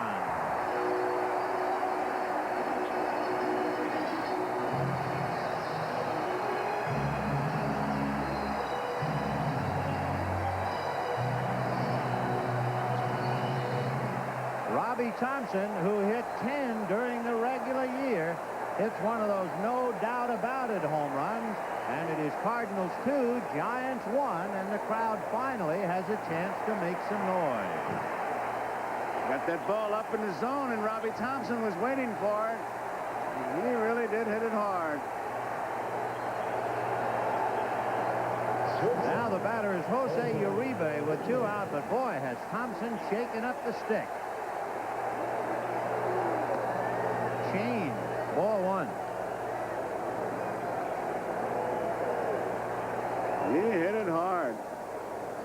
Cox's reaction, he's watching it all the way, but he knows it's gone. Fly ball to right field. In his tracks, Kurt Ford. And that will be that, but it's a run on the home run by Robbie Thompson. At the end of 4, Cardinals 2, Giants 1. We'll be back after these messages, but first, a look at Alcatraz. What a mournful place in the world. So my team didn't make it this year. So what do I look forward to after the playoffs? Watching Crime Story on Tuesday. At least those guys know what a hit really is. For 40 years, my father worked and saved and invested so that we might have a better time of it than he had. Now he's retiring. And I'm thinking that none of us really changed the world in our lifetime. And he cared. But we can touch the people around us in ways that last. God bless you. He has. I hope I do as well. Our friend, Bob Green. When you invest, it's not just your money. It's your hopes, your dreams, your future.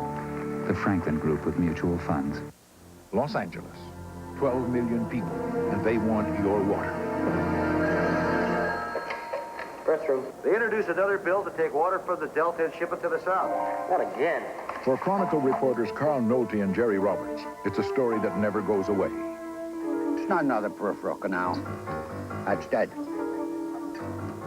Senator Ayala said the water's just floating around up there, serving no good purpose. Do you think the corporate farmers in the valley care about the little fishies in the Delta? We got the money, we got the power, we got the votes. We'll get the water. Their bill was passed with some environmental protection for the bay, but the corporate interests still weren't satisfied. They went around the legislature and killed the safeguards for the bay. But when the Chronicle broke the story, the corporate interests were defeated. Your reporting is biased and slanted. The Chronicle. That damn newspaper will never be satisfied. Great people make a great paper. Order now and get it, half price. Come home to Channel 4's post-game wrap-up show tonight.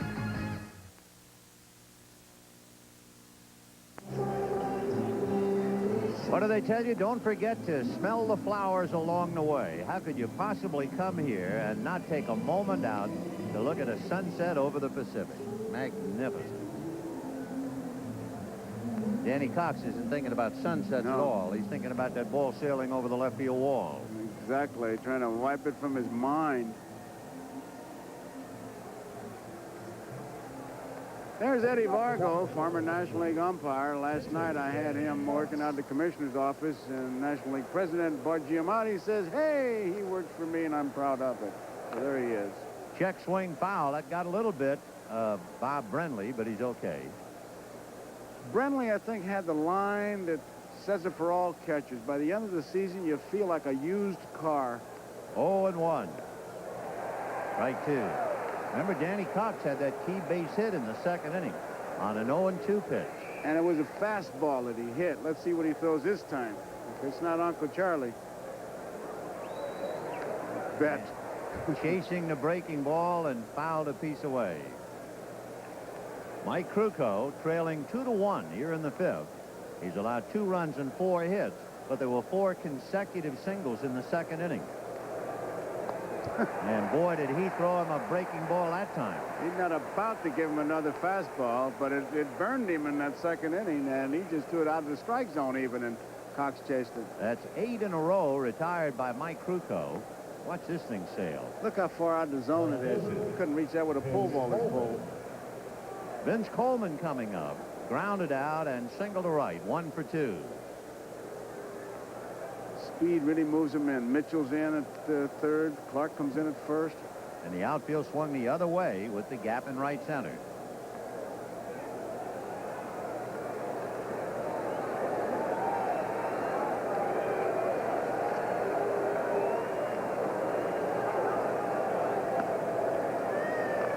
One ball and no strikes.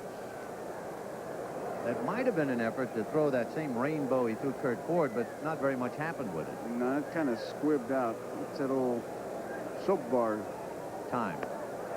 I don't like that. I think he's got to call that a strike. I really do. And Brenly is furious. I don't blame him. I would argue, too, because he was in his delivery, and all of a sudden he walks out. I don't blame him at all. I think Coleman waited too long to get out of there. I'd argue it. I really would.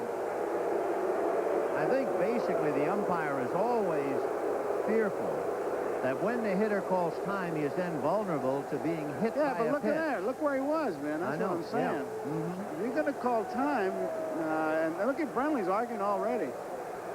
All right, now let's see. And, of course, there's no love lost, as we mentioned earlier, between Krukow and Vince Coleman. 2 balls and no strikes to count. You see it, too. There's something going on, believe me. Oh, yeah. Ever since Krukow went after Coleman and Coleman got him in the ribs. He's behind now, 3-0. See, he's catching him between the hitch. When Coleman tries to use it to time, he puts that bat out there, and he caught him between the hitch.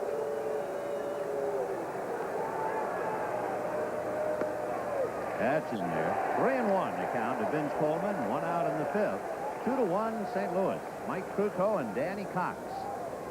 On deck, Ozzie Smith. See, he's trying to time him there. They caught him again. And another strike. You have to wait a little while for Eric Gregg. He throws a phantom right hand quite a bit after the fact. Right there, right there. See, Coleman just does get that bat back, and that's what Krukow's trying to do, is catch him. And that's hit foul off third, down the line and out of play. Each umpire has his own style, and you really have to learn it, or all of a sudden you're calling pitches either too early. With Eric, you have to wait until he straightens up and actually throws that right hand. Roller slowly. Robbie Thompson has trouble getting it out of his glove. Throws it, and it gets by Will Clark. Coleman will hold at second base. The grass slowed it up, and that's the one thing that speed will do. Infielders, they get edgy. They know who's running. They know they have to hurry. They know they have to handle the ball cleanly. Robbie Thompson comes up with it. He's trying to hurry. It can't get out of his glove. Really throws a pound ball over there. Will Clark can't come up with it. And Vince Coleman actually kicked the ball, not intentionally, or they would send him back, and he picks up an extra base.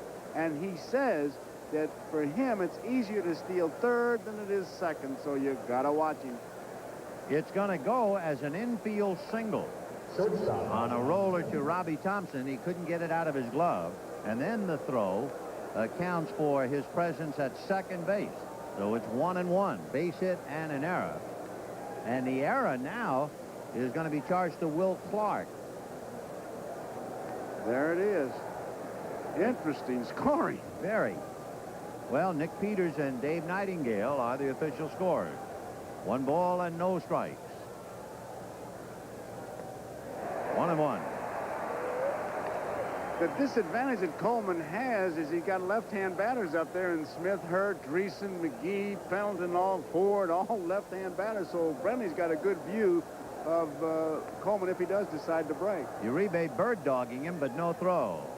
Jose riding his back, trying to take a step or two away from him.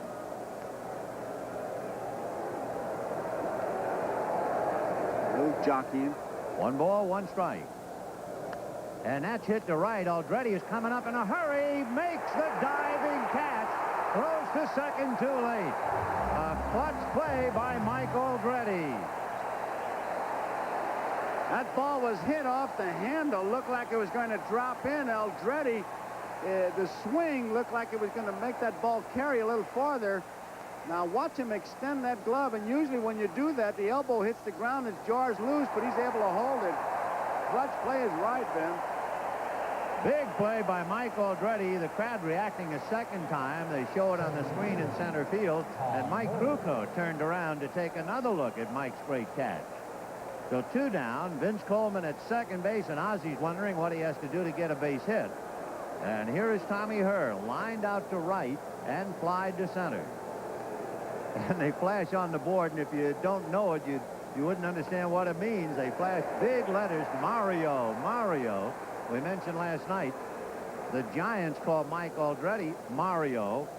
They tie his name up with Mario Andretti. 0-1 to count to Tommy Herr.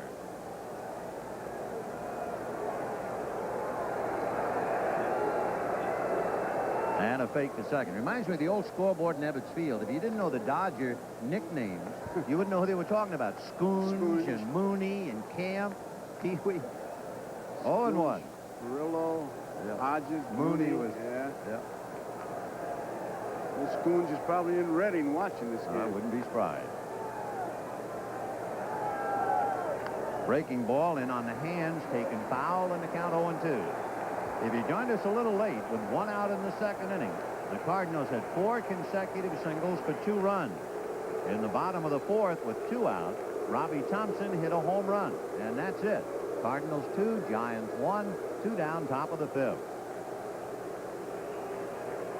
When the Giants bat in the bottom of the 5th, Krukow due to start it off, then Milner and Mitchell.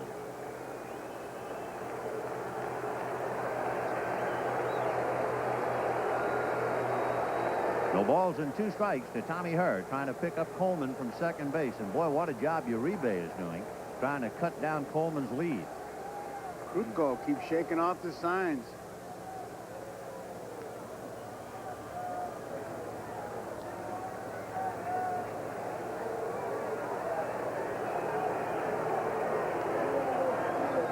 No balls, 2 strikes. 1-2.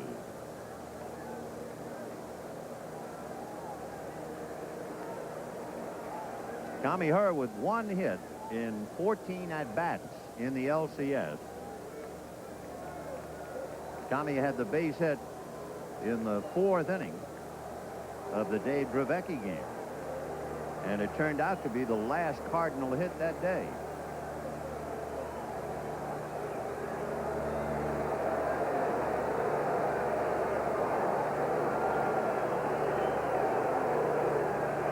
One ball, 2 strikes. Shot foul behind Rich Hacker outside first. Boy, Uribe was directly behind Vince Coleman, and he was jumping up and down almost as if it was going to register on the Richter scale to give Coleman the shudders. He was really doing a job on him. Speed is so disruptive, and Coleman, in addition to being so fast, is daring, and Uribe is trying to keep him close. And Vince says doing everything because if nothing else, you want to cut down his lead, maybe get a play at the plate. Tend to doubt it with the kind of speed that Coleman's got. 1 ball and 2 strikes to Tommy Herr. And he golfs one down to Will Clark, who takes it to the bag, and they leave Coleman at second. A base hit and an error. And Krukow finally gets the last out. And it was quite a battle with Tommy Herr. He was furious when they called time on Coleman. And at the end of 4 1/2, Cardinals 2, Giants 1, thanks to Mike Aldretti.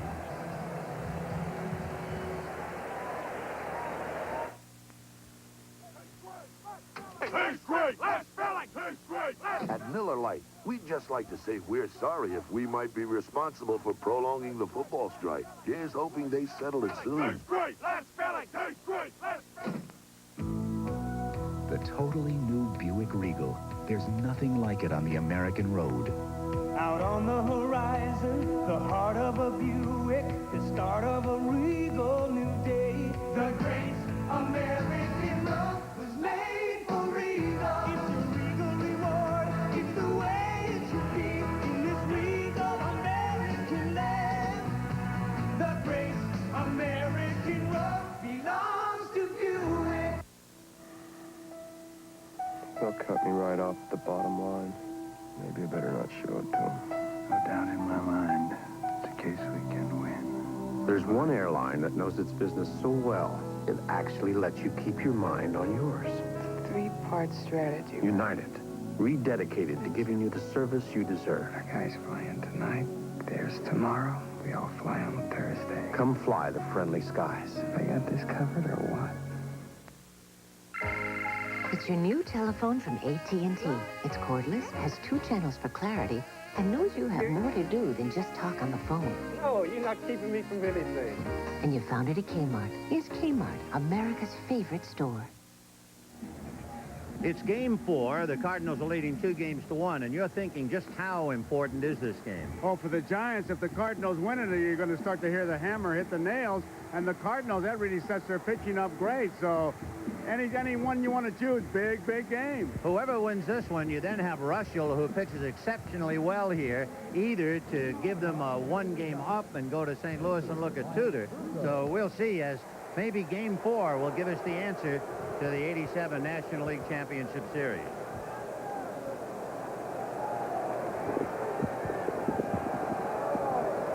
Mike Krukow to start it off. 4-1. 2-1 in favor of St. Louis. We're in the bottom of the 5th inning. Krukow, you remember, walked in the 3rd.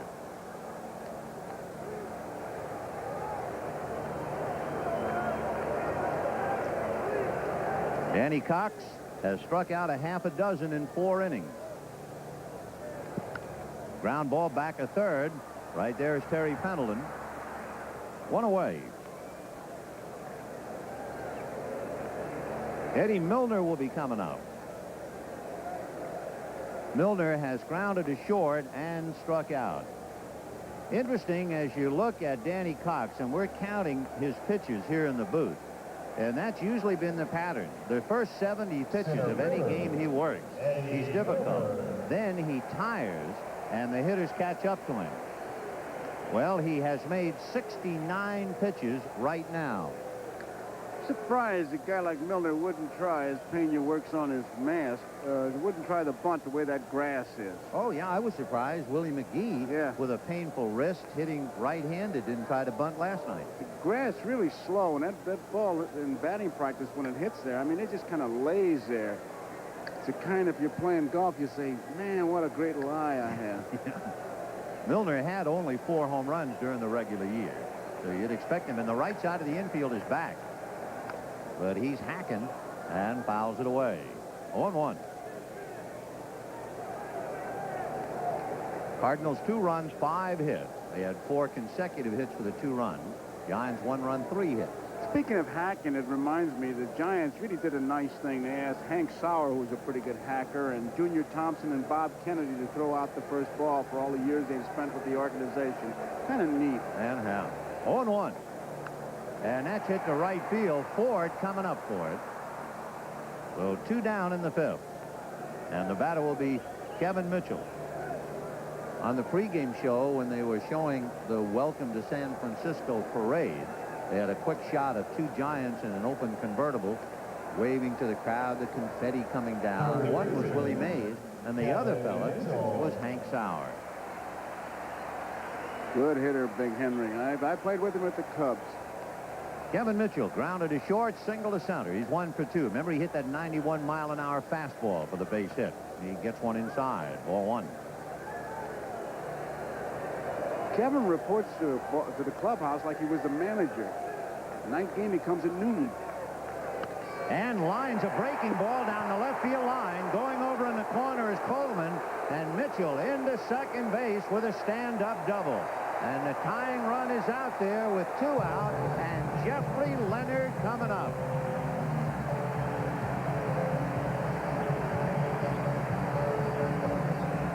Pendleton gets up there, but not high enough. Down the line. He gives it a good effort. It's as high as he could get, but it's a 2-base hit. In case you wonder, Terry Pendleton is only 5'9", so he really went to the top rung of the ladder. And Vince Coleman runs it down in the corner. So it is 2-1 Cardinals. The Giants have the tying run at second base in Mitchell and Leonard, who has walked and struck out at the plate. And he hits a fastball in the air to left field. Coleman going back to the track, to the wall, leaps in the air. It's gone. Home run. He stopped too. Watch this trot.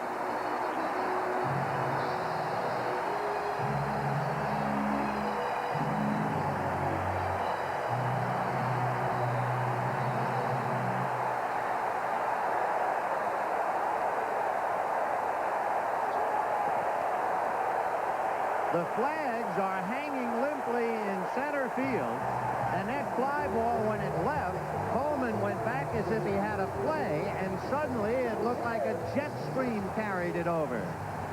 Something caught it, and this crowd really going bonkers, and they'll want a curtain call. It'll be interesting to see what the Hackman does.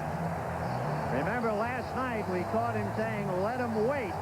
We'll see what he does tonight.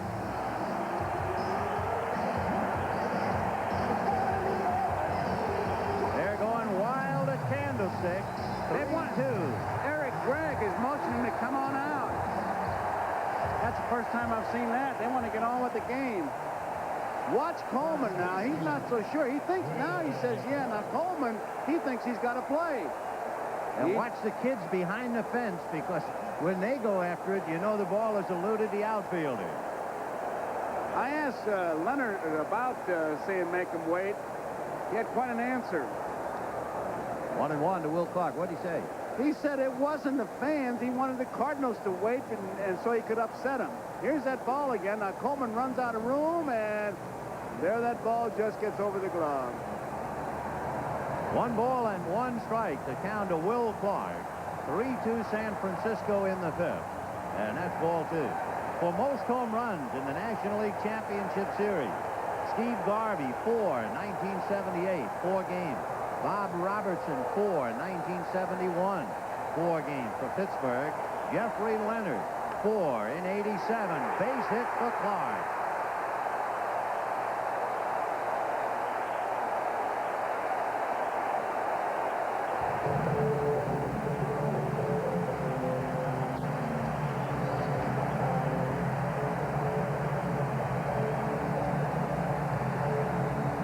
Coleman finds where he is, gets to defense, feels it.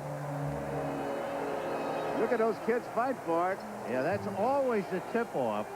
And Leonard, once he sees the kids scramble, otherwise you're not sure if the outfielders caught it or not. He didn't have the flap down, Vin. He just kind of, when we got to second base, though, he stops. Danny Cox, he's trying to draw that ball back. Here's his reaction.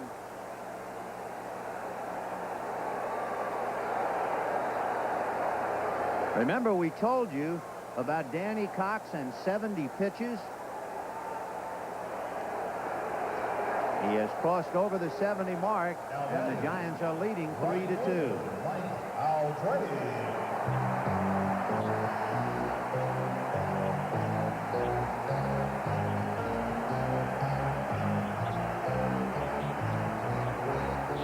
So Danny Cox trying to weather a storm here in the 5th inning.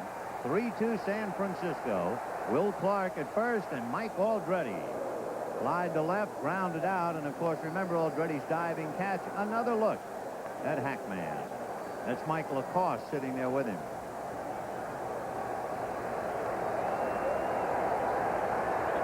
Oh, and 1 to count to Mike Aldrete.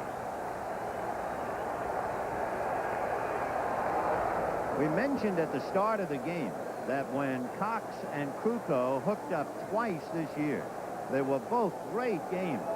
In one game, Cox led 7-2. The Giants eventually got off the floor and won. In the other game, it went into extra innings. The Giants got 3 in the top of the 10th, and the Cardinals fought back for 4 in the bottom of the 10th to win it. So we figure to have another Donnybrook tonight. And that's line to center. Base hit. McGee is on it, and Clark will hold at second. What Clark did was make McGee throw, and he almost threw it away. He threw it between third and home, and Danny Cox had to cut it off before it got to Pena. He didn't have enough time to back up Pena, so he cut it off. And now Dreesen, as we look at Whitey Herzog, Dreesen comes in to say something to Cox. Boy, that 70 pitch mark that we talked about has really become prophetic, because after the 70 pitches, Mitchell doubled, Leonard homered, Clark singled, Aldretti singled.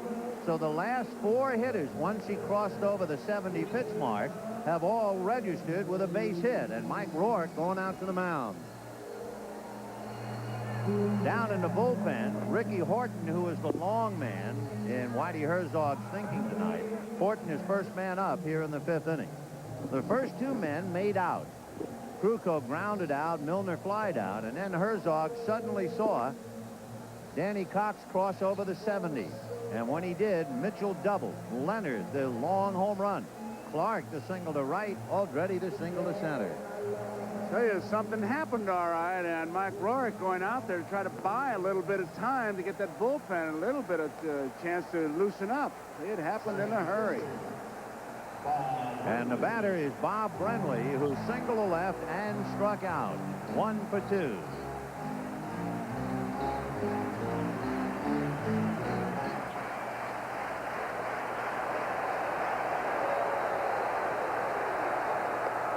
Hard breaking ball, and Brenly chased it. They've been laying that ball out there, and it's a difficult pitch to hit. And, of course, Cox spotted it well against Brenly. Danny Cox with a half a dozen strikeouts, but he's also given up 2 home runs and a double. 1 ball, 1 strike. Will Clark at second, Mike Aldretti at first, 2 outs.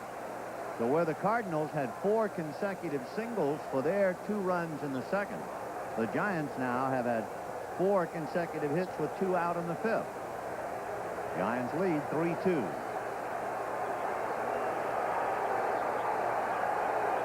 Fastball and a comebacker. Cox to Danny Dreesen, and the inning is over. 2 big runs, 4 hits, and the Hackman has been heard from again. At the end of 5, the Giants 3 and the Cardinals 2. Upcoming, Dreesen, McGee, and Pendleton. 300. You know what I did today? I tried to punch out a telephone at the airport. My plane was late, and I wanted to let my secretary know. It's high noon in the office. Nobody's picking up. So I started to count the rings. I get up to 25. Finally, I get some guy in the lobby. Is Ada there? I had no idea. Can he transfer me? Well, he's not sure, but he'll give it a try. Silence. More silence. Then I hear a little click. I know I'm cut off. Hello? I wanted to kill that phone with my bare hands. What if I'd been a client? And that's when I decide, never again. No more hit or miss. From now on, we're going to go with a system we can trust. One that handles every call, every message like it's worth $1 million. We're a service business. We get paid for our brains. We can't afford a communication system that makes it look like we haven't got any.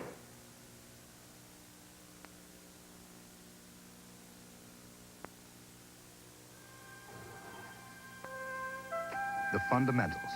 The harder you work on them, the better you get. That's why at Raytheon Company, we admire people like Wade Boggs. People who are dedicated to perfecting the fundamentals, practicing them over and over and over until they're flawless.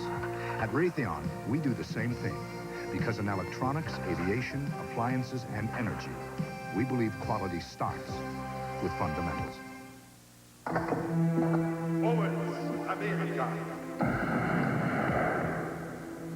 If you had all the experience of yesterday, with all the skill and innovation of today, you couldn't lose. Blue Cross and Blue Shield. Carry the caring card.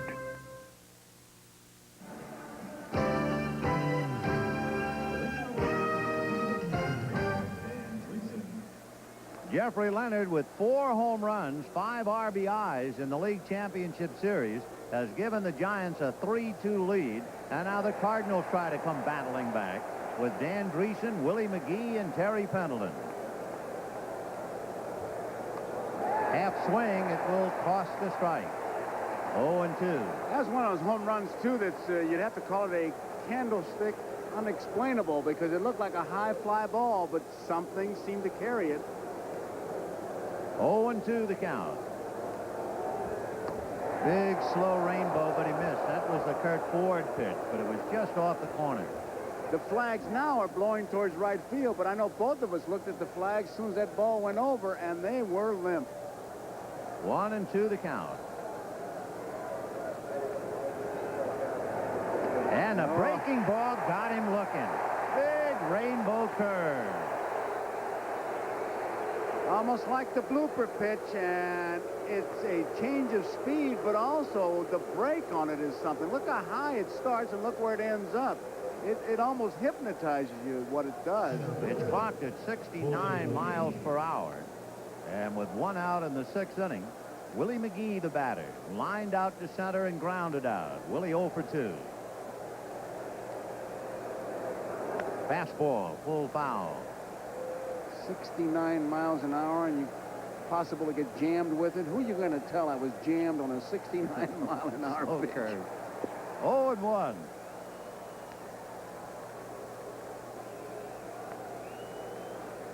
Giants trying to tie it up at 2 games apiece. The Cardinals trying to open it up 3 games to 1. On the corner. 0-2. Krukow has allowed a squib single to Vince Coleman in the 5th inning. The only hit since the 2nd. Ground ball to the left of Uribe. Base hit for Willie McGee.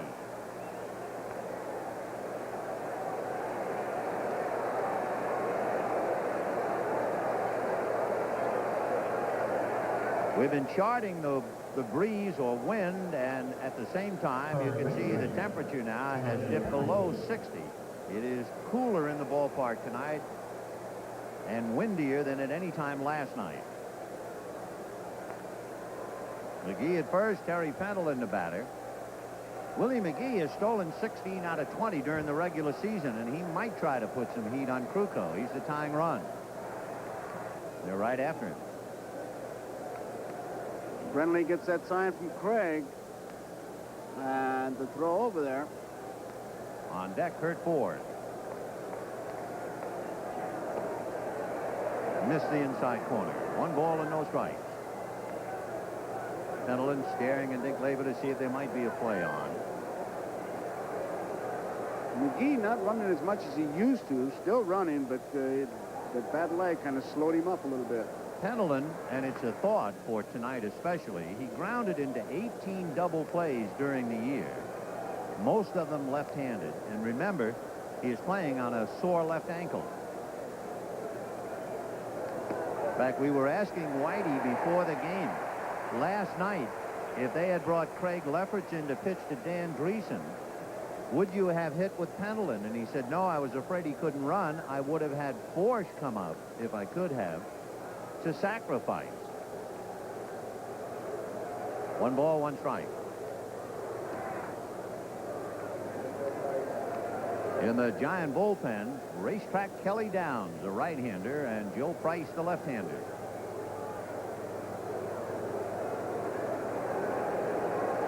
One and one. And a pitch out.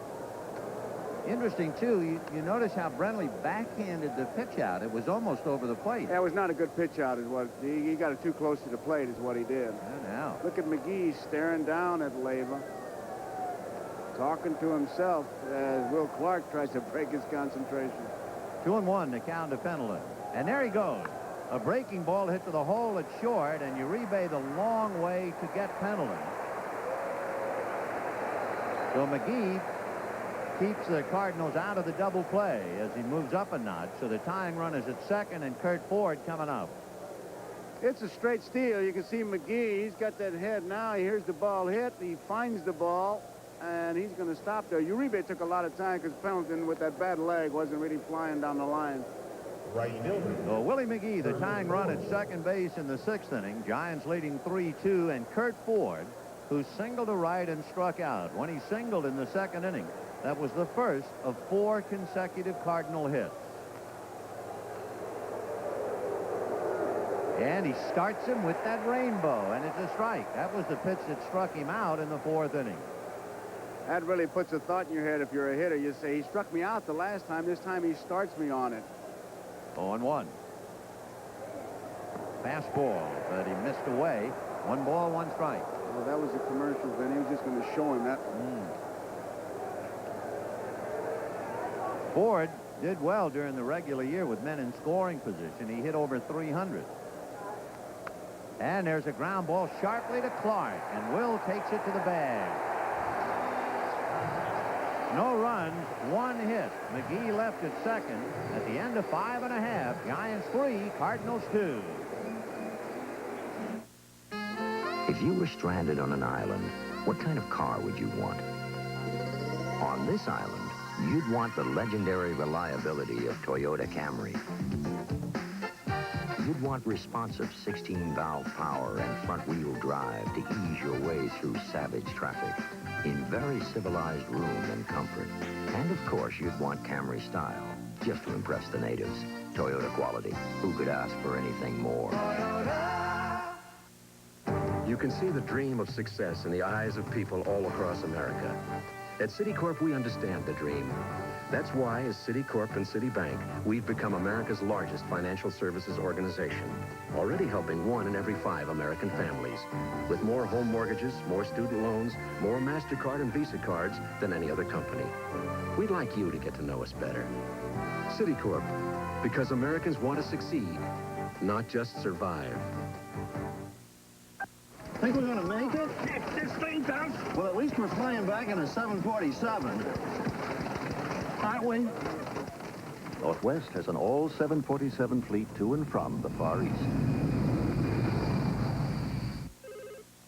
Yeah. Harry, Kalamazoo Tuesday, I can do that. Memphis Wednesday, I can do that. New York Thursday, I can do that. How am I going to do that? No matter where you do business, Northwest can fly you there.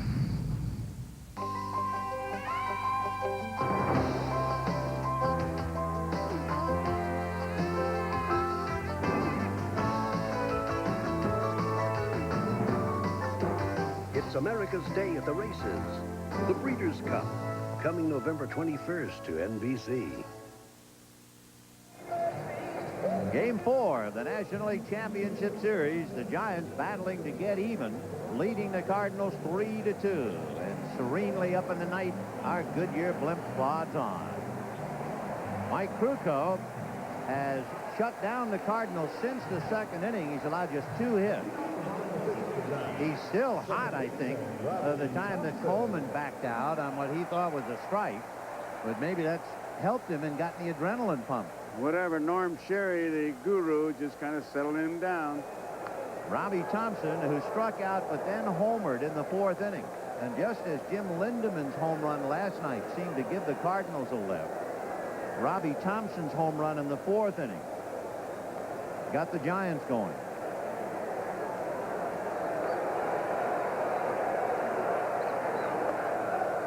One ball and 1 strike. Boy, the little things that make decisions for managers is Lindemann batting 4th, for example. Whitey Herzog talking to him today, he said, well, he's hit 4th. I couldn't put Willie McGee there. He doesn't like it. Terry Pendleton, I put him there. He overswings. He had been there. At least I knew that. Fastball, and he was late, jammed on it. Good pitch by Cox, and the count 1-2. Whitey mulling over, I'm sure, the fact trailing by a run, and Danny Cox is due to bat second in the 7th inning. But, of course, he has only 8 pitchers available. He had Ricky Horton up earlier. No one throwing now.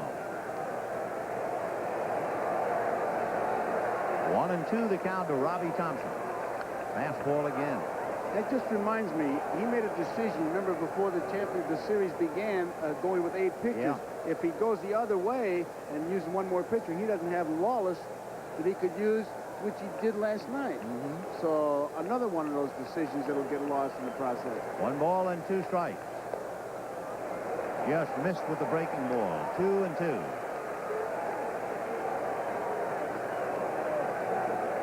Three runs, 7 hits for the Giants. 2 runs, 6 hits for the Cardinals. Breaking ball hit the straightaway center, and Willie McGee is there. 1 down. Jose Uribe, the switch-hitting shortstop, struck out and flied to right. 0 for 2. He just missed getting an extra base hit prior to striking out in the second inning.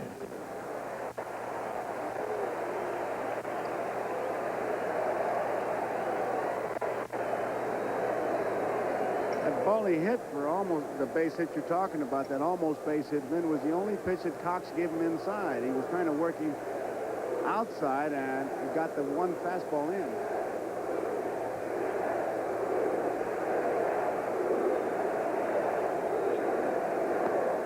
Ball one. 1-0 to Jose Uribe. Normally, if a hitter is crowding the plate, he's just daring you to pitch away, and that would be his strength. When you see somebody stand as far away from the plate as he does, what do you think about it? He hits a pop fly back at first down the line. Greason, Herr, and Ford. Tommy Herr. What about that position in the box? To answer your question, the first thing you'd look at is his stride. Is he diving in? Because some guys are deep in the batter's box and they come right into the plate. But where he's standing, I would keep it on that outside corner. And every once in a while, just come inside, way inside, to move him back and keep him there. 2 down in the 6th inning. 3-2 Giants, and Mike Krukow walked and grounded out coming up.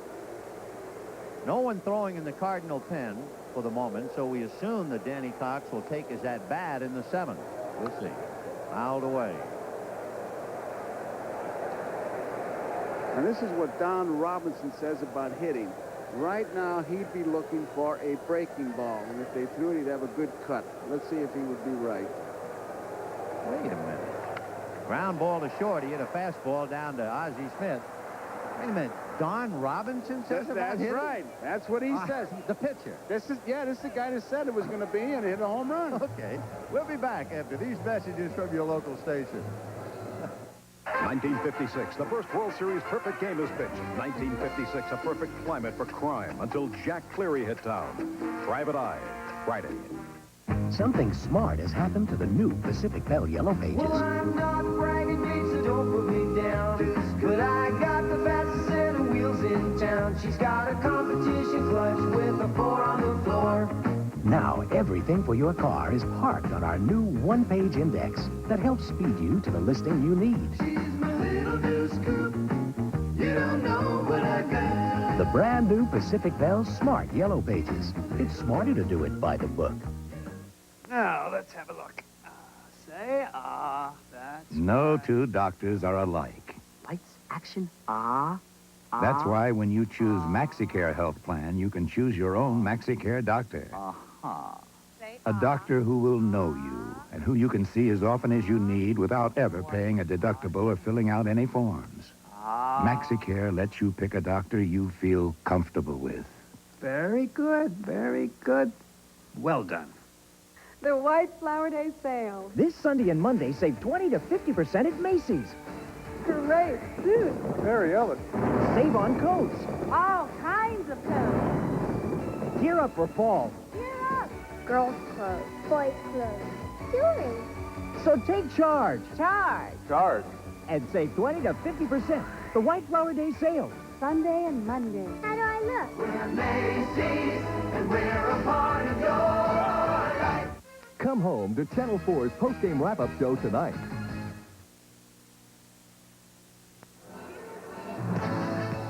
Game 4 of the 1987 National League Championship Series is brought to you by Miller Genuine Draft, cold-filtered draft beer. It's as real as it gets. And by your Toyota dealer in the all-new Dimension 88 Corolla, who could ask for anything more. Danny Cox coming into the dugout following the last out, and I think Whitey was breaking the news to him that he was probably coming out down in the bullpen. Ricky Horton begins to loosen up. Cox due to bat second in the 7th inning. There is Ricky Horton, and the Giants leading the Cardinals 3-2.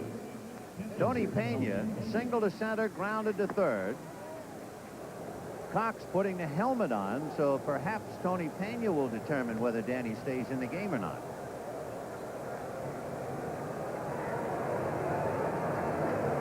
Kevin Mitchell right at the bag at third.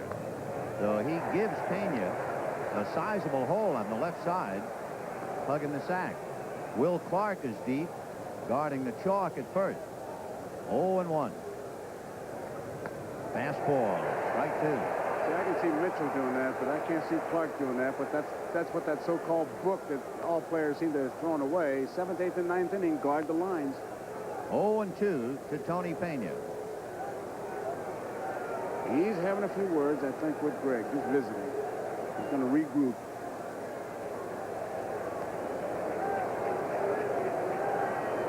Three-two Giants, top of the 7th. Pena, Cox, and Coleman.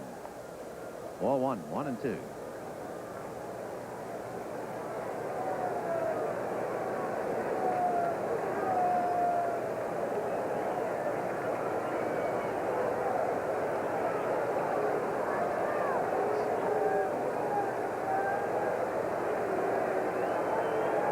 Breaking ball, and it's hit over second base into center field, and that keeps Danny Cox in the game. That's how important that at-bat was.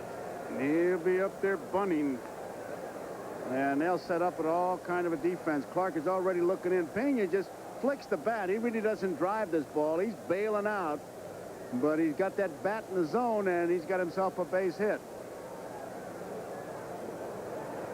Danny Cox, during the regular year, sacrificed 4 times, and as Norm Sherry makes his way out to the mound, they'll no doubt try and set for the bunt.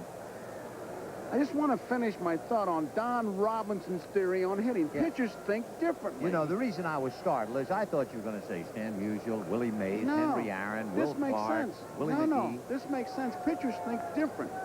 And what he says is that most guys think pitchers can't hit curveballs, so he looks for it in certain spots and goes to work on it. And you're the one that said last night he hit the home run. He told Craig. That's right, against Lance McCullers, and he said he's going to hang me a slider. That's Don in the left-hand corner, now standing up.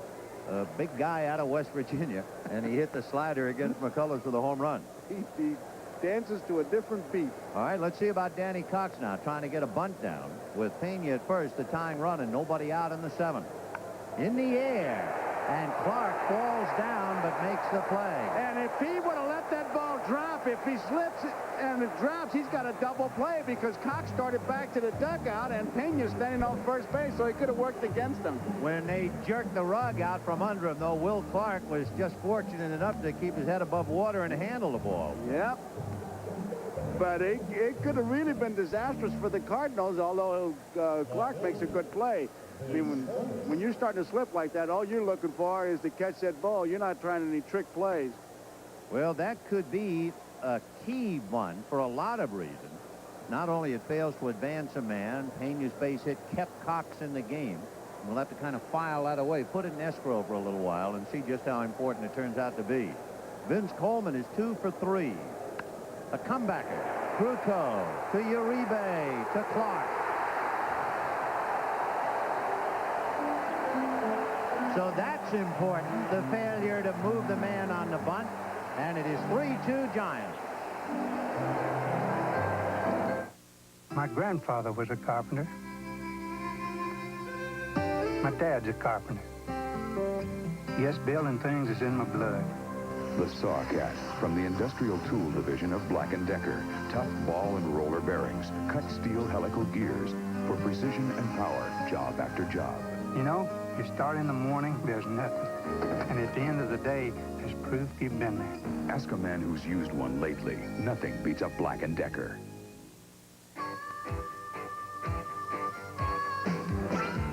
It's real. I know it's real. No the reason for the way I feel. Oh yeah. It's as real as it gets. It feels good. So right. No doubt about it. This is what I like right now. Oh, it's as real as it gets. The only thing I got on my mind is hang on to the real good time. Oh yeah, it's real. The best things are the real things. And draft beer is the real beer. Cold filtered Miller Genuine Draft. Oh yeah, oh it's as real as it gets.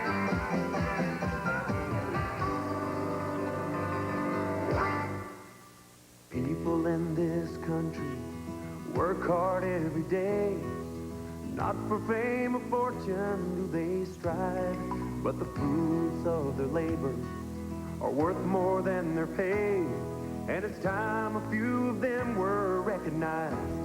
You work hard for every dollar you spend. Now get $5 back when you buy 12 quarts of any Valvoline motor oil. You work a 40-hour week for a living just to send it on down the line. Bottom of the 7th inning, Roger Clegg talking to Will Clark about that bunt, and Clark explaining how he handled it, and of course such a big bunt. Earlier today, because there's so much talk about Jeffrey Leonard, and so Joe Garagiola went down to the dugout to ask him about himself. Who is the real Jeffrey Leonard? The villain we see in St. Louis or the hack man we see in San Francisco? I think it's the hack man. I'm a very ordinary guy, I think. I'm probably the kind of guy who, if you invite me over to dinner and your wife or your mother baked a cake and she asked me how it was, if it stinks, I tell her, you know, it was a rotten cake. I'm probably that kind of guy. But you are a good hitter. I try to be. Eddie Milner fouls the bunt away 0-1. I see. The moral of that story is don't invite him over for cake. You mean there's the kind of guy who'd look at a mother and say, that's a homely baby. I don't know about that. 0-1 the count. Eddie Milner has grounded to short, struck out and flied to right, 0 for 3. That was a pretty good move. We've been wondering about Milner trying to bunt, and especially you know how upset Danny Cox must be by popping up the bunt. Eddie tried to get him wool gathering, but he fouled it off. Chopper to the right side, Tommy Herr. 1 down. Kevin Mitchell will be coming up, followed by Jeffrey Leonard. And if you're not keeping score, to look ahead to the 8th when the Cardinals come up, Ozzie Smith, Tommy Herr, and Dan Dreesen. Third baseman, Kevin Mitchell. Kevin Mitchell grounded to short, single to center in the 3rd inning, and then hit a breaking ball and doubled into the left field corner in the 5th. 0-1. So Mitchell 2 for 3. Jack Clark hoping for game 6, I guess. At least that's what Whitey said. He was hoping to get him ready for game 6. It really has been a game by game for Whitey as far as Jack Clark is concerned. 2 balls and no strikes. Change popped up around the plate. Pena.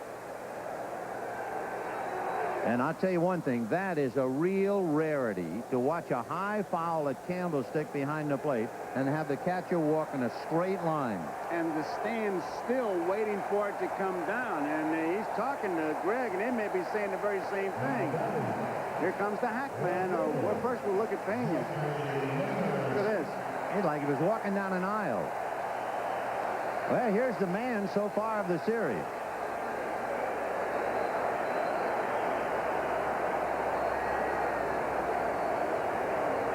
Leonard walked and struck out and then hit the 2-run home run in the 5th inning to give the Giants a 3-2 lead.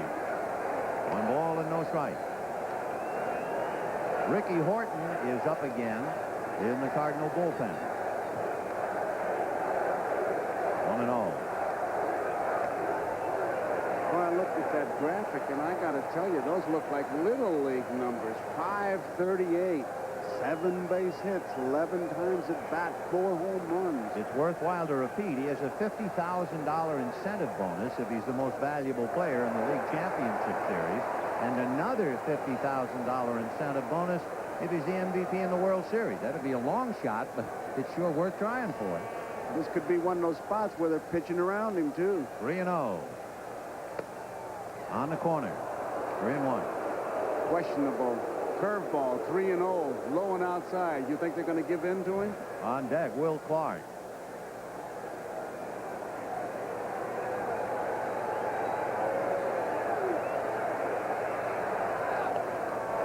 And they walked him.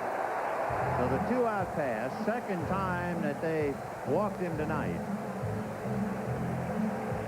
This is really why they walked him, because he's at it again. A towering fly ball, and a gust apparently just blew it over the fence. The kid's having a field day.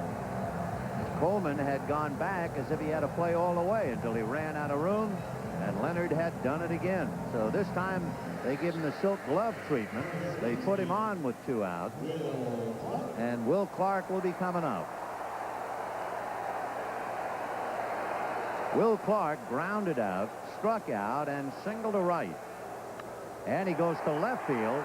Coleman backtracking and has to knock it down. Here comes Leonard around third. Ozzie Smith, the relay to Pena, and he is out at the plate. 7-6-2. What a great throw by Ozzie Smith. And he hesitated on the throw, didn't really think he was coming. And at the end of 7, it's 3-2 San Francisco. For the first winter ever, there's actually an antifreeze that will guarantee your radiator. The antifreeze, new Prestone Advanced Formula. Use it after using Prestone Super Flush. And should our protection fail, no matter which model car you have, we'll pay for your radiator repairs. New Prestone Advanced Formula. The antifreeze that guarantees your radiator. Night, Tim. We'll be back late. Ah, the virtues of milk. Party! Milk has thiamine to help boost your energy level. Protein to assist muscle development. Riboflavin for agility. Get back! And milk has vitamin B complex for a stable nervous system. Hi, Mom. Hi, Dad. You're home early. Milk, it does a body good.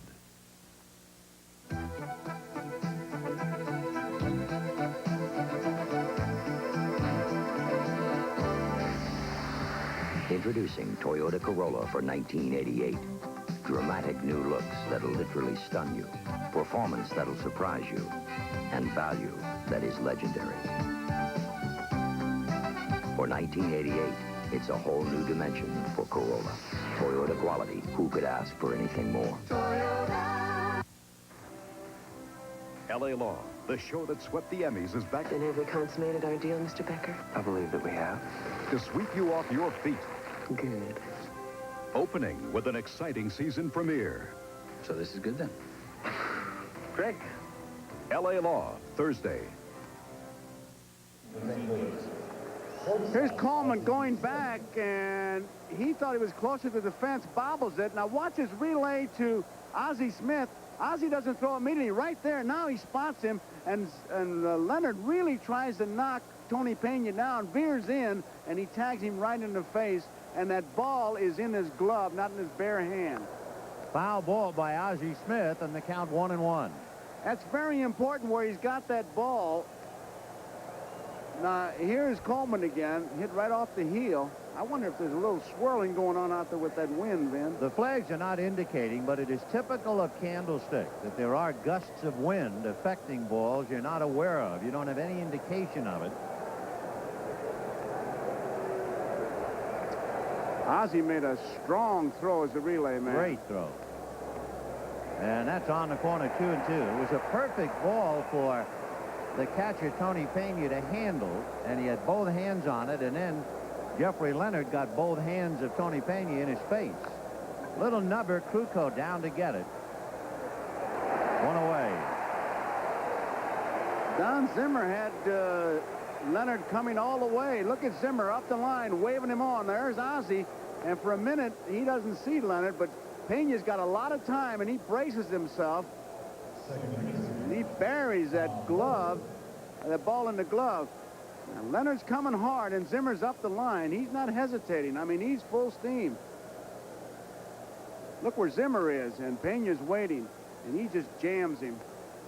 If he'd have put his shoulder down, he might have gotten hurt, but Pena made a good tag. Leonard, by the way, is 6'4", 205 pounds. There's a chopper to the hole, base hit by the diving Robbie Thompson. So Tommy Herr, a one-out single to right field, representing the tying run, and the batter is Dan Dreesen.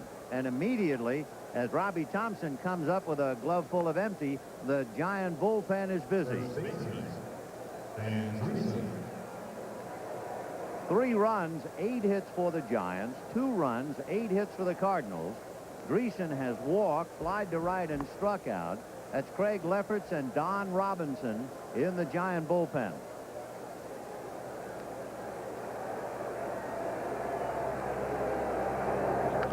Ground ball to Clark on the bag. That means it's a tag, no force, and it'll be Uribe in a foot race. Great So play by Clark. 3-6 double play. No runs, 1 hit, nobody left. At the end of 7.5, 3-2 Giants.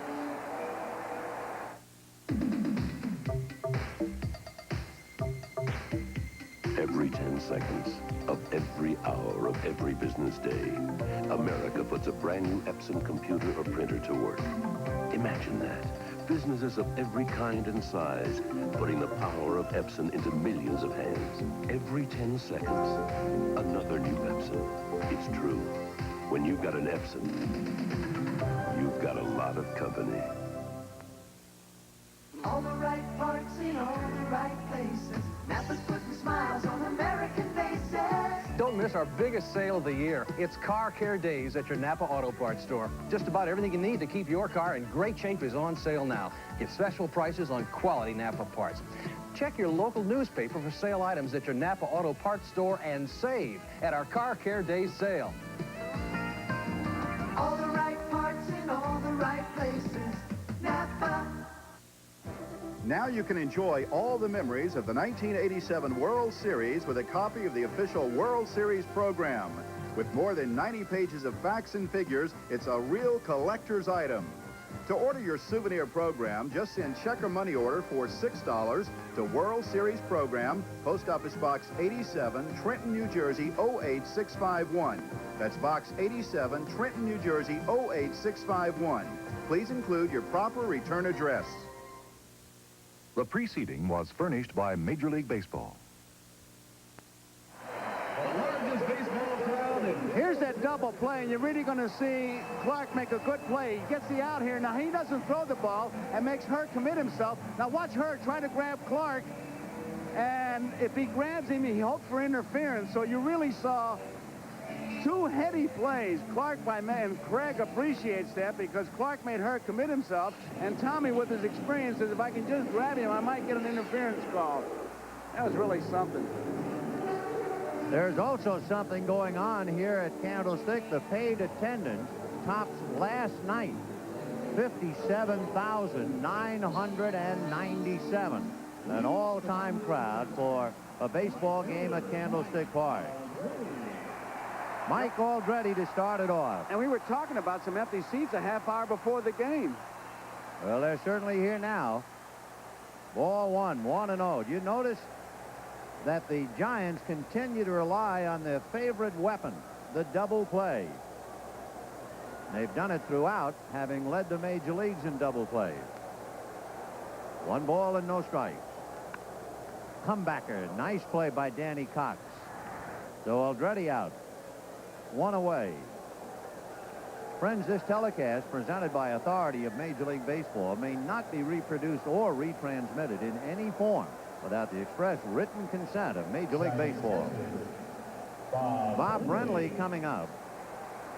Meanwhile, kind of stretching and somehow getting ready, Jack Clark. That is one of the tough things for the visiting team here at Candlestick Park.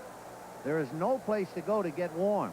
In so many other ballparks, you go up the runway, back into the clubhouse, etc., but not here. And if you do have a tendency to stiffen up in the cool night air, boy, this is the place that'll do it to you. The clubhouse is a long way for the visiting team. They have to go from third base to right field. 1 ball and 1 strike. So Clark will not have any chance. The only thing you do is go outside the dugout, stand on the warning track, and swing the bat. The Cardinals will tell you about their hitters due up in the 9th. But Brenly drives one to deep left. Back goes Coleman, away back, gone.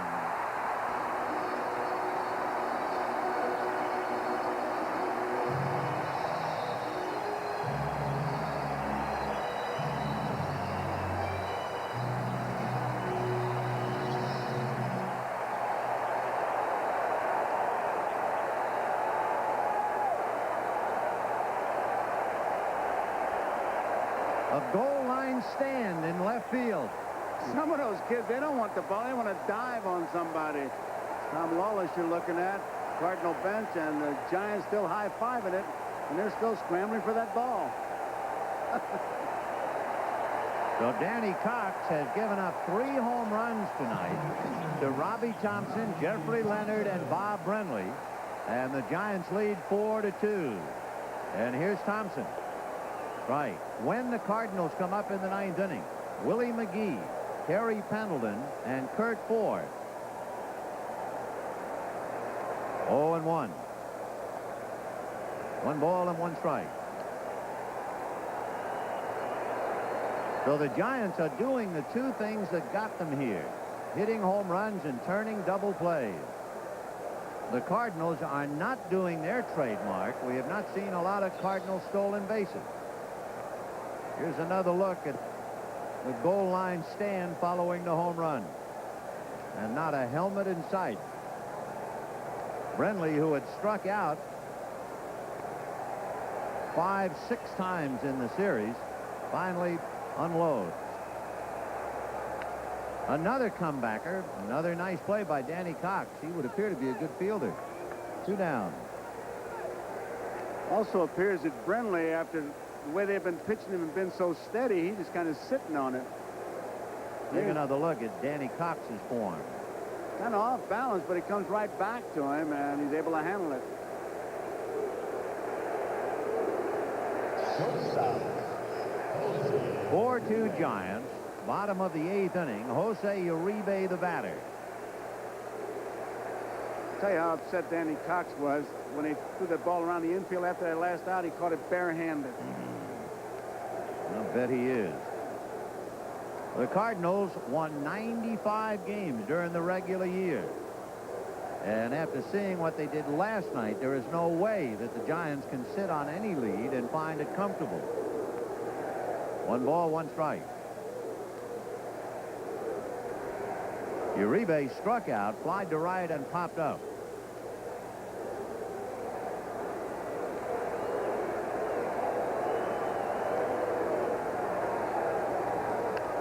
Ground ball. Up with it is Dan Dreesen. Nice play. But the Giants get 1 run on 1 hit. And before the largest crowd in baseball history at Candlestick Park, Bob Brenly takes a bow, and the Giants take a 4-2 lead into the 9th inning.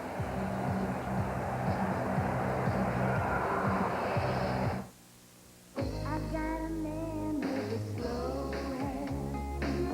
He's got a face that I love to touch. Chic Super 2 Plus blades with a comfort strip for the easy touch. For every number flashing by on the ticker, there's a buyer and a seller who found each other. Chicago pork bellies get an offer from London. Swiss francs are picked up in Dallas. How do traders keep up with it? They use a communication system from Cantel. If it doesn't work, they don't work. That's why 4 out of 5 major trading firms depend on technology from Cantel. For Cantel, I'm Charlton Heston.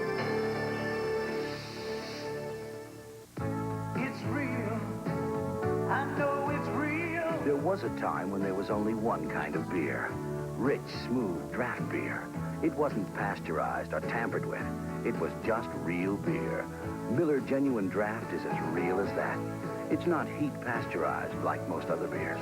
It's cold filtered, so it's as rich and smooth as only real draft beer can be. Miller Genuine Draft. It's as real as it gets. Really, Norton, you think you've never had ice cream before? Oops. There's only one camera system you can buy that lets you hold the picture in your hand while you still hold the feeling in your heart. The Polaroid Spectra system. Boy, what a day we have for you tomorrow, right here on NBC. Starting at 12:30 Eastern Daylight Time, the NFL, and there's the menu for that attraction. After football, and with the doubleheader, Cincinnati, Seattle, Pittsburgh, and the Rams. Then right here at Candlestick, 4:30 p.m. Eastern Time, Game 5, Rick Russell and Greg Matthews.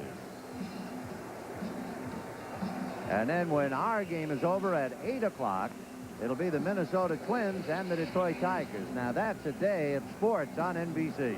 Boy, and they got a beauty going over there at Tiger Stadium, too. What a game they had today. Well, we got one here. It is 4-2 Giants in the ninth. And now the Cardinals try to come back. And Whitey sends up Willie McGee, Terry Pendleton, and Curt Ford.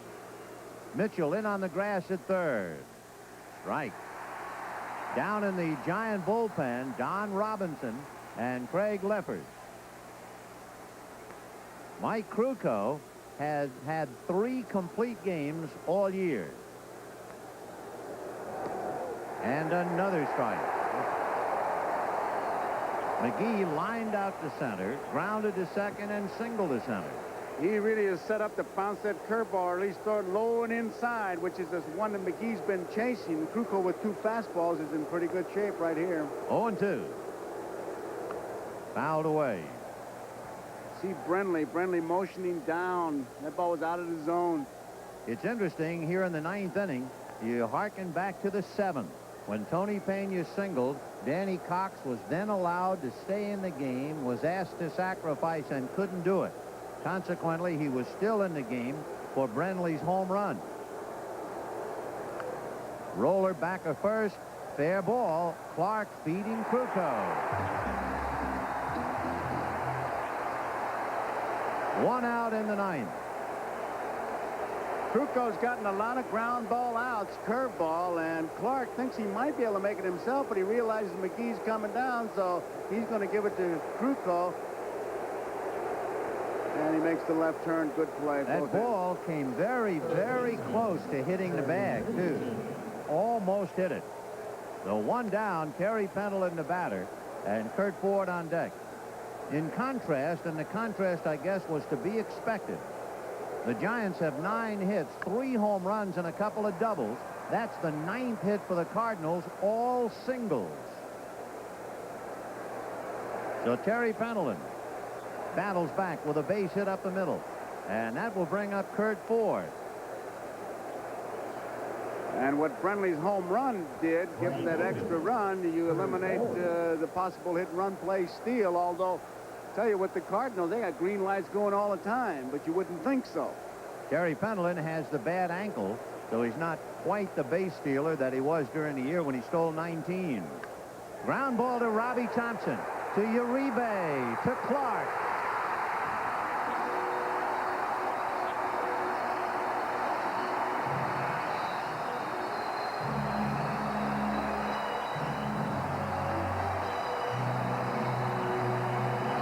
The San Francisco Giants and the St. Louis Cardinals have split 4, and the Giants have just set a National League Championship Series record. They have now turned in 9 double plays. Get that ground ball, and those 2 guys around second base, they really know what to do with it. So a lot of things now go through your mind. There is definitely going to be a 6th game at Busch Stadium, which means we might finally see Jack Clark in a starting role. Whitey said at the start of the series he'd like to stay above water until Clark could come back, and it looks like if he can, Clark will have that opportunity in Game 6. Tell you, these Giants, tonight they showed why they're here. The Cardinal speed from first to third has been great, but they still have not unleashed that great base stealing that got them to where they are. So everything has stood up as we see Jack Clark just about last man off the field. And this tremendous crowd of almost 58,000 going wild. We'll be back. Hi.